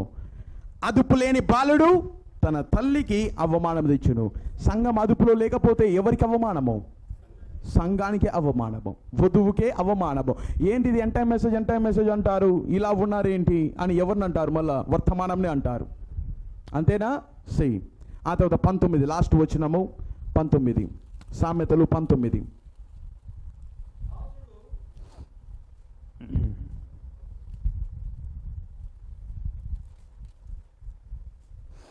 19 సామెతలు 19వ అధ్యాయము లాస్ట్ వచ్చినము 18వ వచనం. మా సామెతలు 19వ అధ్యాయము 18వ వచనము. బుద్ధి వచ్చునని నీ కుమారుణ్ణి శిక్షించుము. అలా లేదండి, తెలుగులో తప్పుగా ఉన్నది. ఏముండో చూద్దాం. బుద్ధి వచ్చునని నీ కుమారుణ్ణి శిక్షించుము. అతని బెత్తముతో శిక్షించు. కానీ అయితే వాడు చావవలనని కోరవద్దని తెలుగులో ఉన్నది. కానీ ఇంగ్లీష్లో ఏమో తెలుసా? And let not thy soul spare for his crying. అతను ఏడుస్తున్నాడని కనికరపడబాక. అది అసలైన అర్థం. అది మీ అందరికి అర్థమవుతున్నాయి మాట్లాడుతున్నాను. బుద్ధి వచ్చిన నీ కుమారుని శిక్షించము, అయితే అతను ఏడుచుచున్నాడని నీ హృదయమును కనికరించుకునవద్దు. అనగా అయ్యో ఇప్పుడు చాలామంది పిల్లలు ఎలా తయారయ్యారంటే బాగా తెలివిగా తయారయ్యారు. బాగా ఏడ్చేశారు అంటే తల్లిదండ్రులు కరిగిపోతారు, ఇంకా నన్ను కొట్టరు అని నెక్స్ట్ టైం ప్రతిసారి దాన్ని రిపీట్ చేస్తుంటారు. ఏడుపు అది ఏదంటే ముసలి కన్నీళ్ళు. ముసలి కన్నీళ్ళు అంటే ఏవో కాదు, కానీ ముసలి బాగా తిని ఎక్కడ చెరువులో బాగా తిని ముసలి బయటకు వచ్చి ఏం చేస్తుందంటే కన్నీరు గారుస్తుంటాయి, కళ్ళల్లో నీళ్ళు వస్తుంటాయి. అవి బయట కూర్చొని తినిందేమో బాగా తినింది, లోపల బయటకు వచ్చి ఏం చేస్తున్నది, కన్నీళ్ళు గారుస్తున్నది. దాన్నే ముసలి కన్నీరు అని అంటారు. చేసిందంతా చేసి ఏం చేస్తున్నారు, మళ్ళా ఏడుస్తున్నారు. అందుకే యొక్క ఏడుపును కనికరించబాక. ఇవన్నీ కూడా సాతాను యొక్క ట్రిక్స్. అవి పిల్లల్లో ఉండి వారిని చెరపట్టి లాగడానికి. ఆమేన్. మీ అందరికీ ఇప్పటి వరకు ఈ కోర్స్ అని మీకు ఈ లేఖనాలని మీకు అర్థమవుతున్నాయా? నేను ఇవి మళ్ళీ బోధిస్తానో లేదో నాకు తెలియదు, నేను బోధించాను. మళ్ళీ ఇదే నేను చివరిసారి నేను వీటిని మీకు బోధిస్తున్నాను. నేను ఈ లేఖనాలన్నింటినీ గమనించండి, గుర్తించండి. పిల్లలను శిక్షించడం తప్పకుండా చేయాలి. ఎప్పటి వరకు, ఒక ఏజ్ వరకు తప్పకుండా బెత్తమును వాడాలి. బెత్తము వాడని కుమారుడు తండ్రికి విరోధి అగును. అంతేనా? కానీ చాలా వరకు బెత్తం ఒక్కటే వాడతారు. బెత్తం ఒక్కటే వాడారు అన్నా కూడా వారు ఏమవుతారంటే రేపొద్దున విరోధులు అవుతారు. చాలా తేడా ఉన్నది ప్రవక్త చెప్పినట్లుగా. వారికి ఏం కావాలని నేను చెప్పాను. నేను ద్వితీయోపదేశకాండంలో చదివించాను. ఆ యొక్క డిట్యూరానమీలో పండుకున్నప్పుడు, లేచినప్పుడు, వారు త్రోవలో నడుచున్నప్పుడు, ద్వారము గుండా వచ్చినప్పుడు, ద్వారం గుండా వెళ్ళున్నప్పుడు వారికి ఈ మాటలన్నీ నేర్పి, అనగా బోధించు.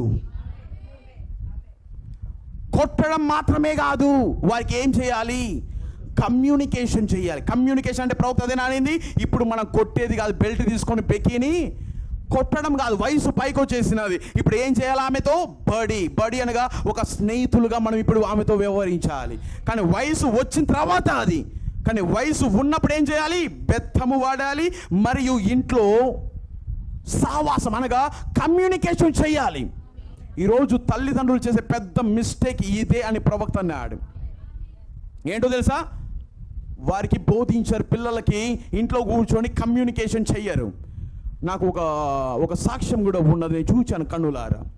ఏంటంటే ఇదే సంఘంలో కొన్ని 20 సంవత్సరాలకు మునుపు ఒక ఫ్యామిలీ ఉండింది. ఆ ఫ్యామిలీ ఇప్పుడు దూరంగా వెళ్ళిపోయినా కానీ మంచి కుటుంబము. వర్తమానంలో కానీ ఈ యొక్క వర్తమానంలో చాలా అద్భుతమైన కుటుంబము. కానీ ఆమెకి చిన్న పిల్లలు ఉన్నారు, వాళ్ళకి చిన్న పిల్లలు. కానీ వారి ఇక్కడ నుండి వెళ్ళిపోయిన తరువాత ఒక 13, 14, 15 సంవత్సరాలు అవుతున్నది. వింటున్నారా? 16 సంవత్సరాలు అయిపోయిన తర్వాత ఫ్యామిలీ మాత్రం వర్తమానం కోసం నిలబడుతుంది.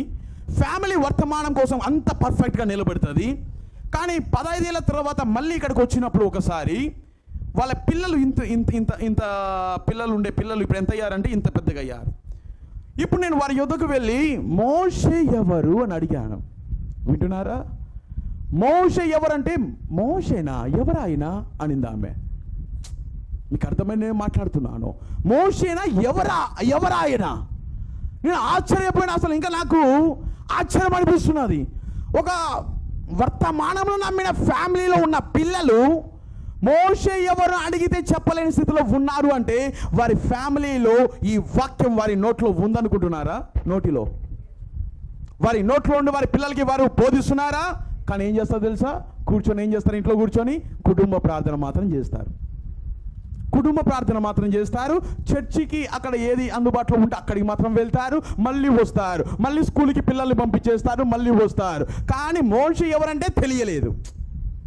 ఏమి తక్కువైపోయింది అక్కడ? ఫ్యామిలీలో దేవుని గురించి, మోషే గురించి తెలియదు అంటే దేవుని గురించి అసలే తెలుసుండదు.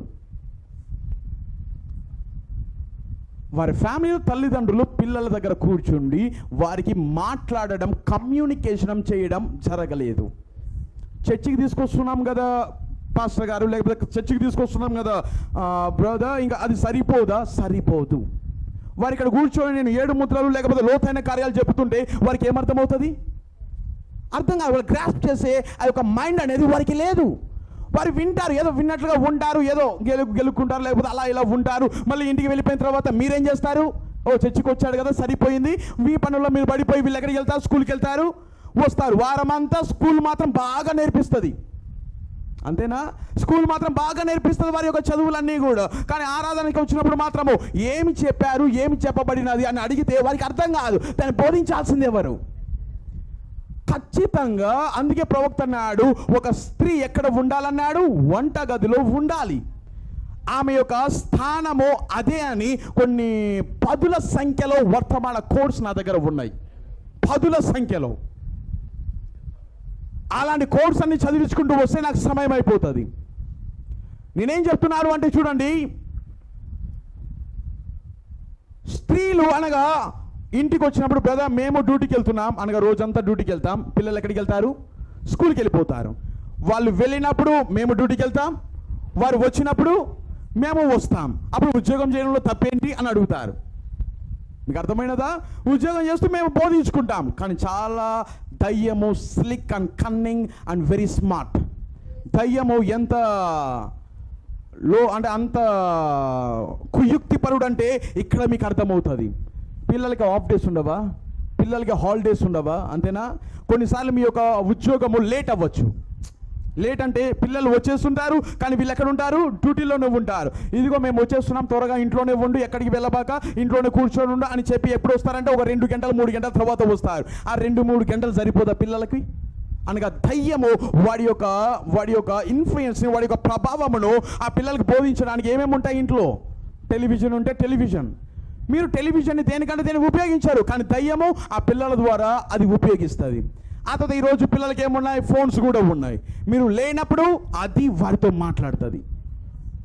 నేనేమంటున్నాను, తల్లిదండ్రులు కమ్యూనికేట్ చేసేదానికంటే ఎక్కువగా దయ్యం పిల్లలతో కమ్యూనికేట్ చేస్తున్నది. కానీ దాన్ని ఎప్పుడు కూడా గమనించాలి, దాన్ని కట్ చేయాలి. మన యొక్క ప్రభావమే ఎక్కువగా ఉండాలి. వారి ఇంటికి వస్తున్నారు అంటే ఆల్రెడీ తల్లి ఇంట్లో ఉండాలి. ఇంటికి వచ్చిన తర్వాత వారికి అన్ని చూసి వారితో మాట్లాడాలి. వర్తమానమును ఎప్పుడు వారి యొక్క చెవులలో నుండి, వారి కంటిలో నుండి, వారి యొక్క చుట్టూ అంతా కూడా దేవుని మాట్లాడుట, దేవుని మహిమపరచుట, దేవుణ్ణి పాడుట వారి కళ్ళ ముందు ఎప్పుడు ఇవే ఉండాలి.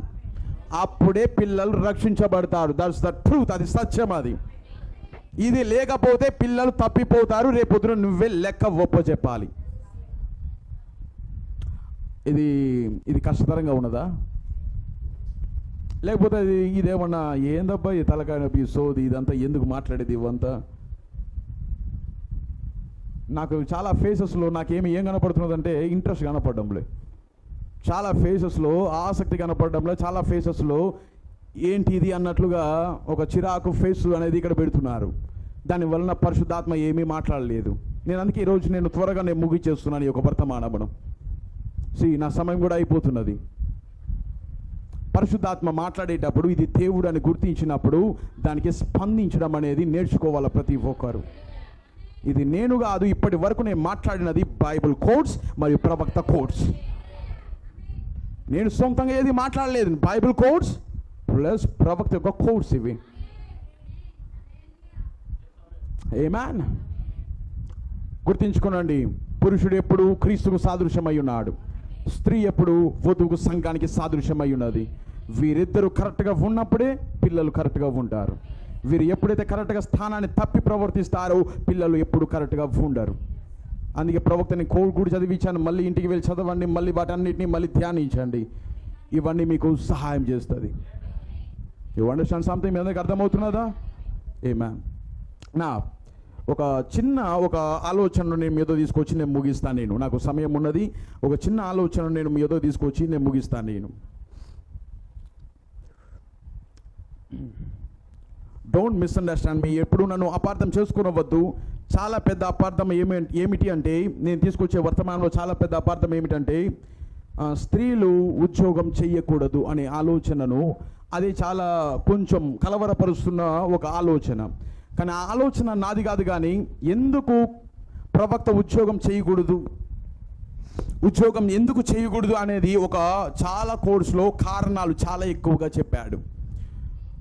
ముఖ్య ఉద్దేశం ఏమిటి అంటే, పిల్లలను పెంచే బాధ్యత నాది అని ఎరిగే స్త్రీ ఉద్యోగానికి వెళ్ళడానికి ఇష్టపడదు. దట్స్ రైట్, అది నిజం. పిల్లల్ని పెంచడం, వారి దేవుని మార్గంలో నడిపించడం హన్నా యొక్క బాధ్యత. ఏ స్త్రీకి అయితే ఉంటుందో ఉద్యోగానికి వెళ్ళడానికి ఇష్టపడదు. ఎందుకంటే నా కన్నులారా నేను కొన్ని ఫ్యామిలీస్ని నేను చిన్నప్పటి నుండి నేను గమనిస్తున్నాను. నేను ఈవెన్ మై ఫ్రెండ్స్, నా స్నేహితులు, నేను చిన్నప్పుడు నాతో పాటు ఉన్న స్నేహితులు, ఆ స్నేహితుల్లో ఇద్దరు తల్లిదండ్రులు ఉద్యోగానికి వెళ్తారు. మీ అందరికి అర్థమవుతుంది, ఇద్దరు తల్లిదండ్రులు ఉద్యోగానికి వెళ్తారు. ఎవరెవరు? ఒకరేమో ఇట్లా వెళ్తారు మార్నింగ్, ఈమెమో ఇంకో దగ్గరికి వెళ్తుంది. ఇతను ఏం చేస్తాడు అంటే త్వరగా 3 గంటలకు మధ్యాహ్నం మా ఫ్రెండ్ వచ్చేస్తాడు. వింటున్నారా? ఇంటికి వచ్చేస్తాడు. ఇంటికి వచ్చేసిన వెంటనే ఏం చేస్తాడు తెలుసా? మొత్తం తలుపులను వేసేస్తాడు, అదే చేస్తాడు, ఇదే చేస్తాడు. ఏం ఆన్ చేస్తాడు? వెంటనే టీవీ ఆన్ చేస్తాడు. ఆ తర్వాత ఇంట్లో ఏముంటుందంటే పెద్ద ట్యాబ్ కూడా ఉంటుంది. ఏం ఆన్ చేస్తాడంటే గేమ్స్ ఆడడం. ఇవన్నీ కూడా ఆ సమయం ఏమర్థమైనది? తల్లిదండ్రులు ఇంట్లో లేకపోవడం వలన దయ్యము వారిని చెడిపేస్తున్నది. ఈ కారణాన్ని బట్టి మరొక ఉద్దేశం ఏంటంటే పిల్లలు సరిగ్గా లేకపోవడానికి కారణం స్త్రీలు కిచెన్లో కాకుండా లోకంలో తిరగడం అని ప్రవక్త అన్నాడు. మరొక కారణం ఏంటంటే డివోర్స్, అనగా విడాకులు రావడానికి కూడా కారణం ఏంటంటే స్త్రీలు బలహీనమైన ఘట్టాలు కిచెన్లో ఉండకుండా బయట తిరుగుట వలన ఎక్కువగా డివోర్స్ కేసెస్ అనేది రావడం కూడా ఆఫీస్ వర్క్ చేయడం వలన. మీ అందరికి అర్థమవుతున్నాయి మాట్లాడుతున్నాను నా? ఇంకా ఇంకా ఇంకా ఒక 2-3 కారణాలు, చాలా కారణాలు ఆయన చెప్పాడు ఆయన. ఎందుకంటే యెజబెలులాగా కూడా మారుతున్నారు బయటికి వెళ్ళిన తరువాత. వారికి సొంత కాళ్ళు వస్తున్నాయి, సొంత కాళ్ళతో వారు నిలబడుతున్నారు, ఎవరి మీద వారు ఆధారపడడం లేదు. అంతయు మేము మాకేం తక్కువ, మమ్మల్ని ఎదిరించే వారెవరు అనే ఒక డామినేటింగ్ స్పిరిట్ అనేది వారిలోకి వస్తున్నది. ఈ కారణాలన్నింటినీ ఉద్దేశించి ఒక క్రైస్తవ సమాజంలో ఉన్న స్త్రీలు ఉద్యోగం చేయకుండా ఇంట్లో ఉండుట, కిచెన్లో ఉండుట, అది వారి స్థానము, అదే దేవుని యొక్క చిత్తం అన్నాడు. దాన్ని దాటి ఎప్పుడైతే ఒక స్త్రీ బయటకు వస్తుందో దేవుని చిత్తాన్ని ఆమె దాటి బయటకు వచ్చిందని అర్థం.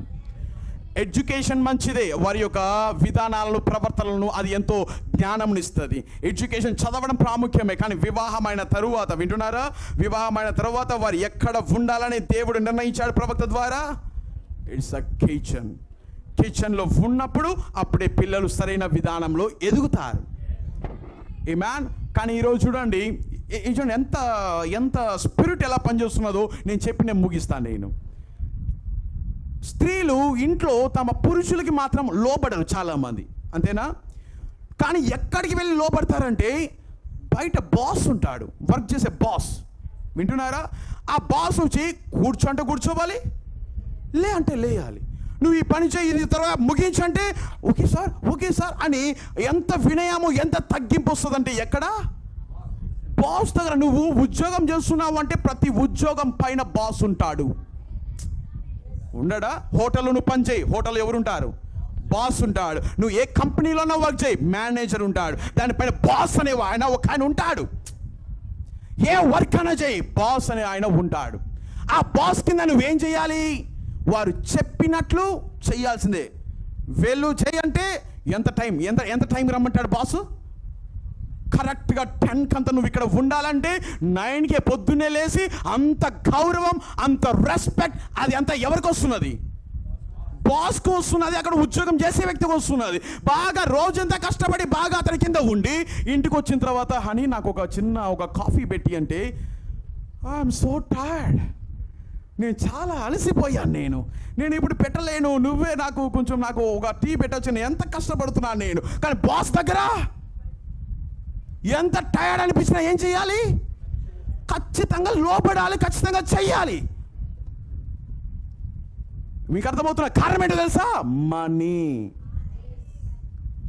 మనీ, డబ్బు వలన విధేయత వస్తున్నది. అక్కడ డబ్బు రావడం వలన లోబడట అనేది అక్కడ వస్తున్నది. కానీ కుటుంబంలో ఎందుకు లోబడట రావడం లేదు చెప్పండి? ఫ్యామిలీలో ఎందుకు లోబడట అనేది రావడం లేదు? ఈరోజు స్త్రీలు, వినండి, స్త్రీలు సుసన్న వెస్లీ గమనించండి. సుసన్న వెస్లీ ఆమెకి వాషింగ్ మిషన్ ఉందా? Tell me. Washing machine, cooking చేసుకునే గ్యాస్ స్టవ్స్ ఉన్నాయా? లేకపోతే ఇంకా తెలుసు కదా బాగా లగ్జరీ మొత్తం అన్నీ కూడా. వారికి ఏమైనా ట్యాప్లో నేరుగా ఇంట్లోకి నీళ్ళు వస్తాయా? ఎక్కడికి వెళ్ళాలి? ఆమె బావి యొద్దకు వెళ్ళాలి, నీళ్లు చేదుకోవాలి, ఇంటికి రావాలి, మొత్తం వంట చేయాలి, బట్టలు ఉతకాలి, అంతేనా? డిష్ వాష్ అనేది చేయాలి. అన్నీ చేస్తూ రాత్రి 2 గంటల సేపు 14 మంది పిల్లల దగ్గర ఒక్కొక్కరి దగ్గర కూర్చొని ఆమె చెయ్యి పెట్టి ప్రార్థించేది. అటువంటి మాతృత్వం కలిగిన, ప్రభావం కలిగిన కుటుంబంలో నుండి ఒక యుగానికి, ఒక తరానికి ఒక స్టార్, ఒక నక్షత్రము, దేవుని యొక్క వర్తమానికుడు పైకి లేచాడు. జాన్ వెస్లీ ఎలా వచ్చిందని ప్రవక్త అన్నాడు? తల్లి యొక్క ప్రభావము. తల్లి కిచెన్లో ఉండి అటువంటి ఎంత కష్టం అనిపించినా పిల్లల యొద్దకు వెళ్ళి ఏం చేస్తున్నది ఆమె? ఎంతసేపు ఒక్కొక్కరి కోసం సమయాన్ని కేటాయించి వారు నిద్రపోతుంటే ఒక్కొక్కరి యొద్దకు వెళ్ళి ప్రార్థించేది. కానీ ఈరోజు స్త్రీలకు అంత ఓపిక లేదు. You understanding? అన్నీ ఉన్నా, అన్ని ఫెసిలిటీస్ ఉన్నా, అన్ని వాషింగ్ మిషన్లు అన్నీ ఉన్నా, అట్లా వేసేసి ఇటు వచ్చేయడం, అట్లా తిరుగుకుంటూ కూర్చోవడం, ఆ తర్వాత మళ్ళీ ఫోన్లు ఎవరైనా మాట్లాడుకుంటూ కూర్చోవడం, లేకపోతే ఇంకేమన్నా చేయడం, అట్లా తిరగడం, పక్కింటి వారితో మాట్లాడడం, లేకపోతే ఇట్లా చేయడం, అట్లా చేయడం, ఇది ఒక్కటే ఉన్నది. Is that right? నిజమేనా అది నేను మాట్లాడేది? కానీ సుసన్న వెస్లీ ఇంటి నుండి బయటికి వెళ్ళేది కాదు. ఆమె ఇంట్లో కూర్చొని ఎవరి కోసం ప్రార్థించేది? పిల్లల కోసం. ఇవన్నీ కూడా ఉదాహరణలు, ఇవన్నీ కూడా ప్రవక్త మాట్లాడినటివి.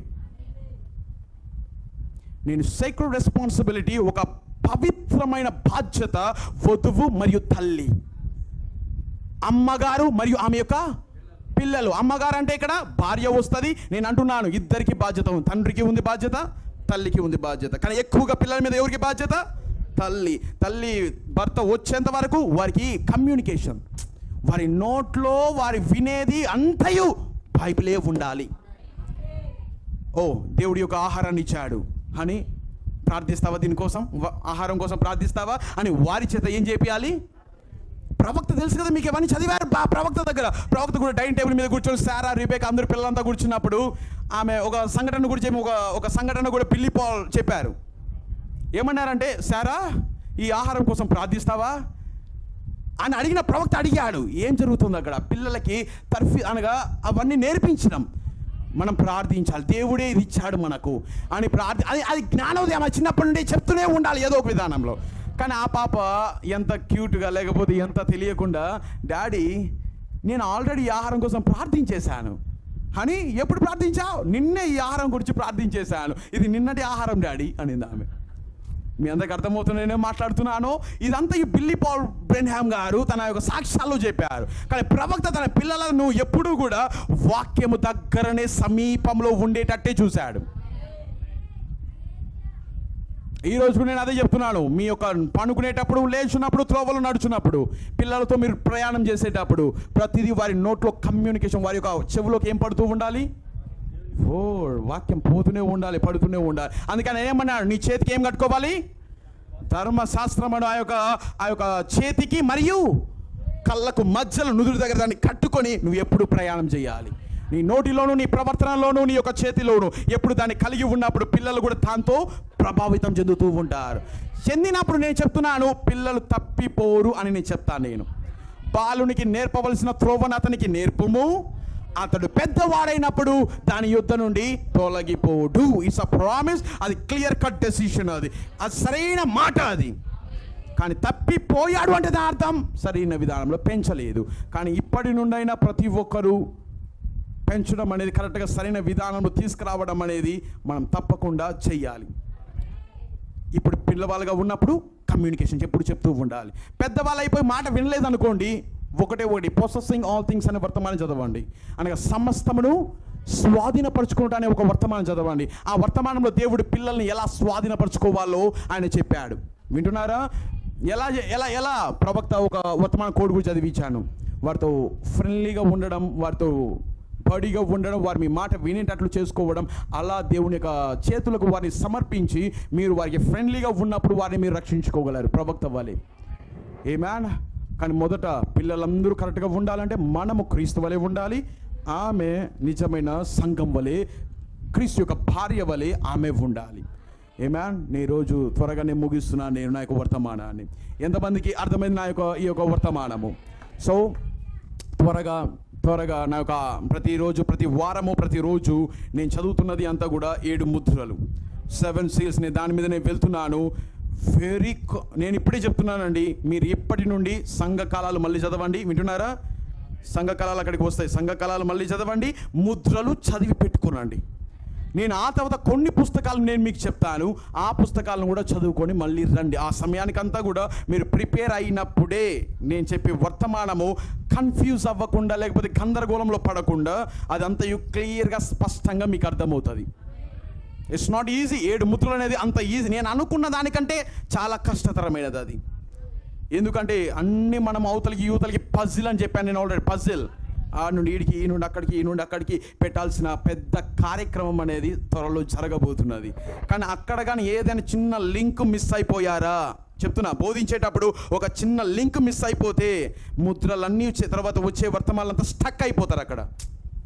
అక్కడే మీరు స్టక్ అయిపోయారు అంటే మీరు విసిగిపోతారు. ఇంకా ఏమంటే ఏం చెప్తున్నాడు టక్కని మళ్ళీ వెనక్కి వెళ్ళడమో, తిరగడమో, లేకపోతే అట్లా నెగ్లెక్ట్ చేయడం అనుగుతుంది. కానీ నేను ఇప్పుడు ఏం చెప్తున్నాను, సంఘకాలాలు 7 ముద్రలు నాతో పాటు మీరు కూడా వెళ్ళి చదవండి, వాటన్నిటిని మళ్ళీ రివైజ్ చేయండి. ఆ తర్వాత కొన్ని పుస్తకాలు చెప్తాను, అవి కూడా మీరు చదవండి, తెచ్చుకునండి. ఏమాన్, ఎంతమంది ప్రార్థనాపూర్వకంగా ఉన్నారు? ప్రతి ఆదివారం ప్రార్థించరండి, దేవుడు మీతో మాట్లాడతాడు. ఏమాన్, 7 ముద్రల కొరకు ప్రతి ఒక్కరు ప్రార్థనాపూర్వకంగా వచ్చినప్పుడు దేవుడు మీకు సహాయం చేస్తాడు. Amen, sacred responsibility of the bride, వధువు యొక్క ఒక పరిశుద్ధమైన బాధ్యత, అది హన్నాలో కనపడుతున్నది మనకు. హన్న అలాంటి నిర్ణయం తీసుకున్నది.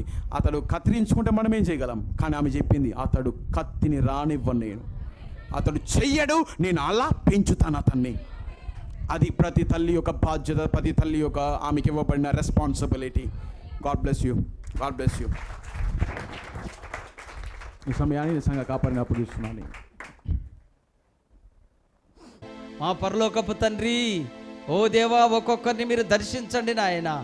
ఒక్కొక్కరి హృదయంలోనికి దిగిరండి ప్రభువా. ఒక్కొక్కరిలోనికి పరిశుద్ధాత్మ, ఒక్కొక్కరిలోనికి బలిష్టమైన దేవదూతగా దిగిరండి ప్రభువా. ఒక్కొక్కరికి వారికి నాయన, ఓ తండ్రి, వారు భారము కలిగిన బిడలముగాను మమ్మల్ని చెయ్యండి తండ్రి. ప్రార్థించే బిడలుగా మమ్మల్ని చెయ్యండి. వర్తమానం వినే బాధ్యతతో వర్తమానాన్ని వినే బిడలుగా మమ్మల్ని చెయ్యండి దేవా. మీకు స్తోత్రములు. అమూల్యమైన మాటలు మేము తొక్కివేయక, దాటిపోక ప్రభువా, ఓ దేవా, మిమ్మల్ని మేము అంగీకరించే బిడలుగా మమ్మల్ని చెయ్యండి. ఆ దినాల్లో ఓ శాస్త్రులు, పరిసయ్యులు, సర్దుకాయులు, ఇదిగో ప్రభా, తెలియకనే వారు సిలువకు వేశారు. ఆ విధంగామైన జీవితం మాలో ఉండకుండా ప్రభువా, ఓ దేవా, విశ్వాసులుగాను మిమ్మల్ని స్వీకరించే బిడ్డలుగా మమ్మల్ని చెయ్యండి దేవా. మీకు స్తోత్రములు. యవన బిడ్డలు ఉంటున్నారు ప్రభువా, దేవా, మీకు స్తోత్రములు, స్తోత్రములు, స్తోత్రములు. ఓ ప్రార్థన భారమును పెట్టండి. ఓ యవనస్తులే నీకు కావాలి ప్రభువా. ఓ దేవా, ప్రతి వయస్సు కలిగిన వారు నీకు కావాలి. ఇదిగో ప్రభువా, మిమ్మల్ని స్తుతిస్తున్నాము, మిమ్మల్ని గణపరుస్తున్నాము. మేము జీవముతో ఇక్కడ ఉన్నామంటే అది మీ కృపై ఉన్నది. ఇదిగో మేము రోగములు, వ్యాధులు అన్నిటినీ దూరపరచబడి నీ సన్నిధిలో మేము ఉన్నామంటే అది మీ కృపై ఉన్నది ప్రభువా. ఓ ఎంతోమంది యాక్సిడెంట్ల ద్వారా హాస్పిటల్లో ఉండిపోయిరు, కానీ ఇదిగో మేము ఎంతో ప్రభువా నీ కృప ద్వారా, నీ కాపుదల ద్వారా నీ మందిరంలో వచ్చి మేము తల వంచి ఉంటున్నాము. అయ్యా, మీరిచ్చిన గొప్ప కాపుదల కొరకై మీకు స్తోత్రములు. యెహోవా రాఫాగా మీరుంటున్న దేవుడు, ఓ దేవ, యెహోవా ఈరేగా మాతో ఉంటున్న దేవుడు, యెహోవా షమ్మగా మాతో ఉంటున్న దేవుడు. ఓ దయగలిగిన తండ్రి, మీకు స్తోత్రములు నాయన. ఆహారం అయితే మాకు నిజముగా ప్రభువా, ఓ తండ్రి, కట్టుకోవడానికి గుడ్డలైతే, ఉండడానికి ఇల్లు అయితే, ప్రతిదీ సౌకర్యాలన్నీ మాకు ఇచ్చావు తండ్రి.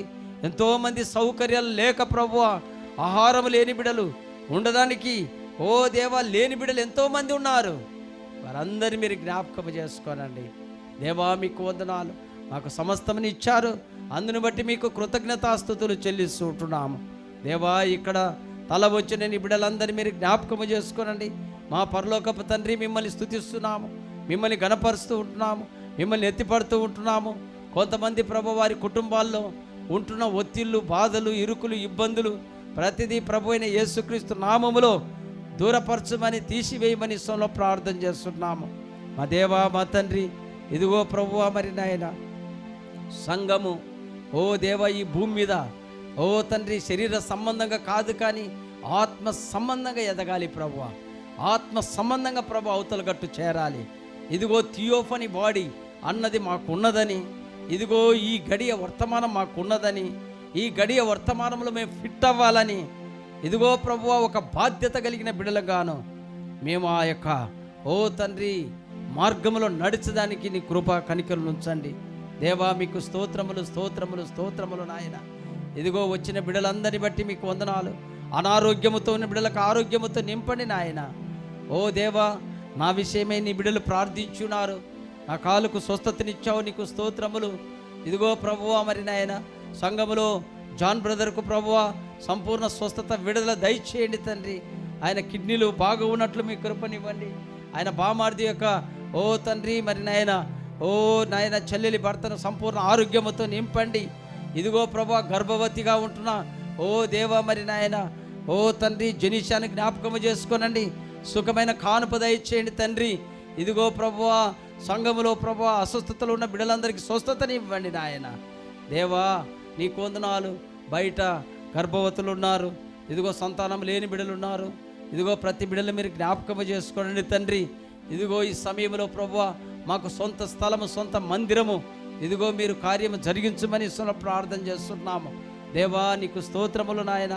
ఓ దయగలిగిన తండ్రి, మాకు నాయన ప్రతి అవసరతలు తీర్చండి ప్రభువా. సంఘములో ఓ దేవా ఇక వేడికైనా హీటుకైనా నీ బిడలు నిలబడుకొని ఉన్నారు ప్రభువా. ఒక భయంకరమైన ఆ పాతాళము, ఆ వేడి కంటే ఇదిగో ఇది చాలా మేలైనది ప్రభువా. ఓ తండ్రి, ఇందులో నుంచి మేము అవతల గట్టు వెళ్ళాలి. ఇదిగో ప్రభువా, అందును బట్టి మీకు స్తోత్రములు నాయన.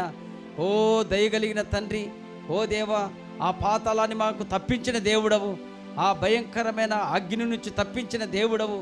ఇదిగో మాకిచ్చిన రక్షణ కొరకై, ఇదిగో మాకిచ్చిన ఓ తండ్రి మేలుల కొరకై మీకు స్తోత్రములు వందనాలు.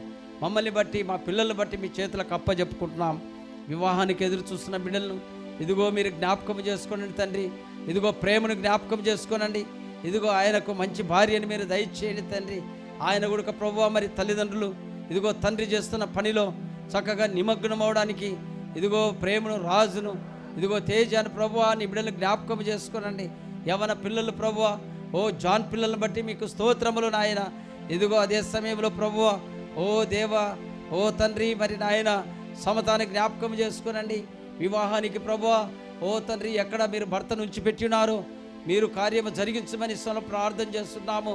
ఇదిగో ప్రభువా జెసికాని జ్ఞాపకం చేసుకోనండి. ఆమె గుడుక ప్రభువా భర్తను ఎక్కడ ఉంచిపెట్టినారో మీరు సహాయం దయచేయండి. ఇదిగో డాలు వసంతుని జ్ఞాపకం చేసుకోనండి. ఇదిగో ప్రభువా మరి నాయన సేవ సపోర్టుగా చక్కగా మరి భార్యను మీరు దయచేయండి తండ్రి. ఇదిగో నీ బిడ్డలు ప్రభువా వివాహానికి ఎదురు చూస్తుండగా మీ సహాయము తోడు చేయమని మేలుల కింద నింపమని ప్రార్థన చేస్తున్నాం. మా దయగలిగిన దేవా మీకు వందనాలు. ఓ తండ్రి మీకు స్తోత్రములు. ఇదిగో ప్రార్థించమని కోరిన ప్రతి బిడ్డల కొరకు ప్రార్థిస్తున్నాము నాయన. దేవా మీకు వందనాలు వందనాలు వందనాలు తండ్రి. ఈ సమయంలో ప్రభు వచ్చిన బిడ్డలందరినీ బట్టి మీకు వందనాలు, రాలేని బిడ్డలను బట్టి మీకు స్తోత్రములు నాయన. మళ్ళా తిరిగి మేము ఓ దేవా కలుసుకునే కృప మా అందరికీ దయచేయమని ప్రభు అయిన యేసుక్రీస్తు నామములో ప్రార్థించి అడిగి వేడుకుంటున్నాము. ప్రభు అయిన యేసుక్రీస్తు కృప అయిన కాపుదల మనకు తోడైండును గాక. Amen amen. God bless you. Praise Lord, praise Lord, praise lord.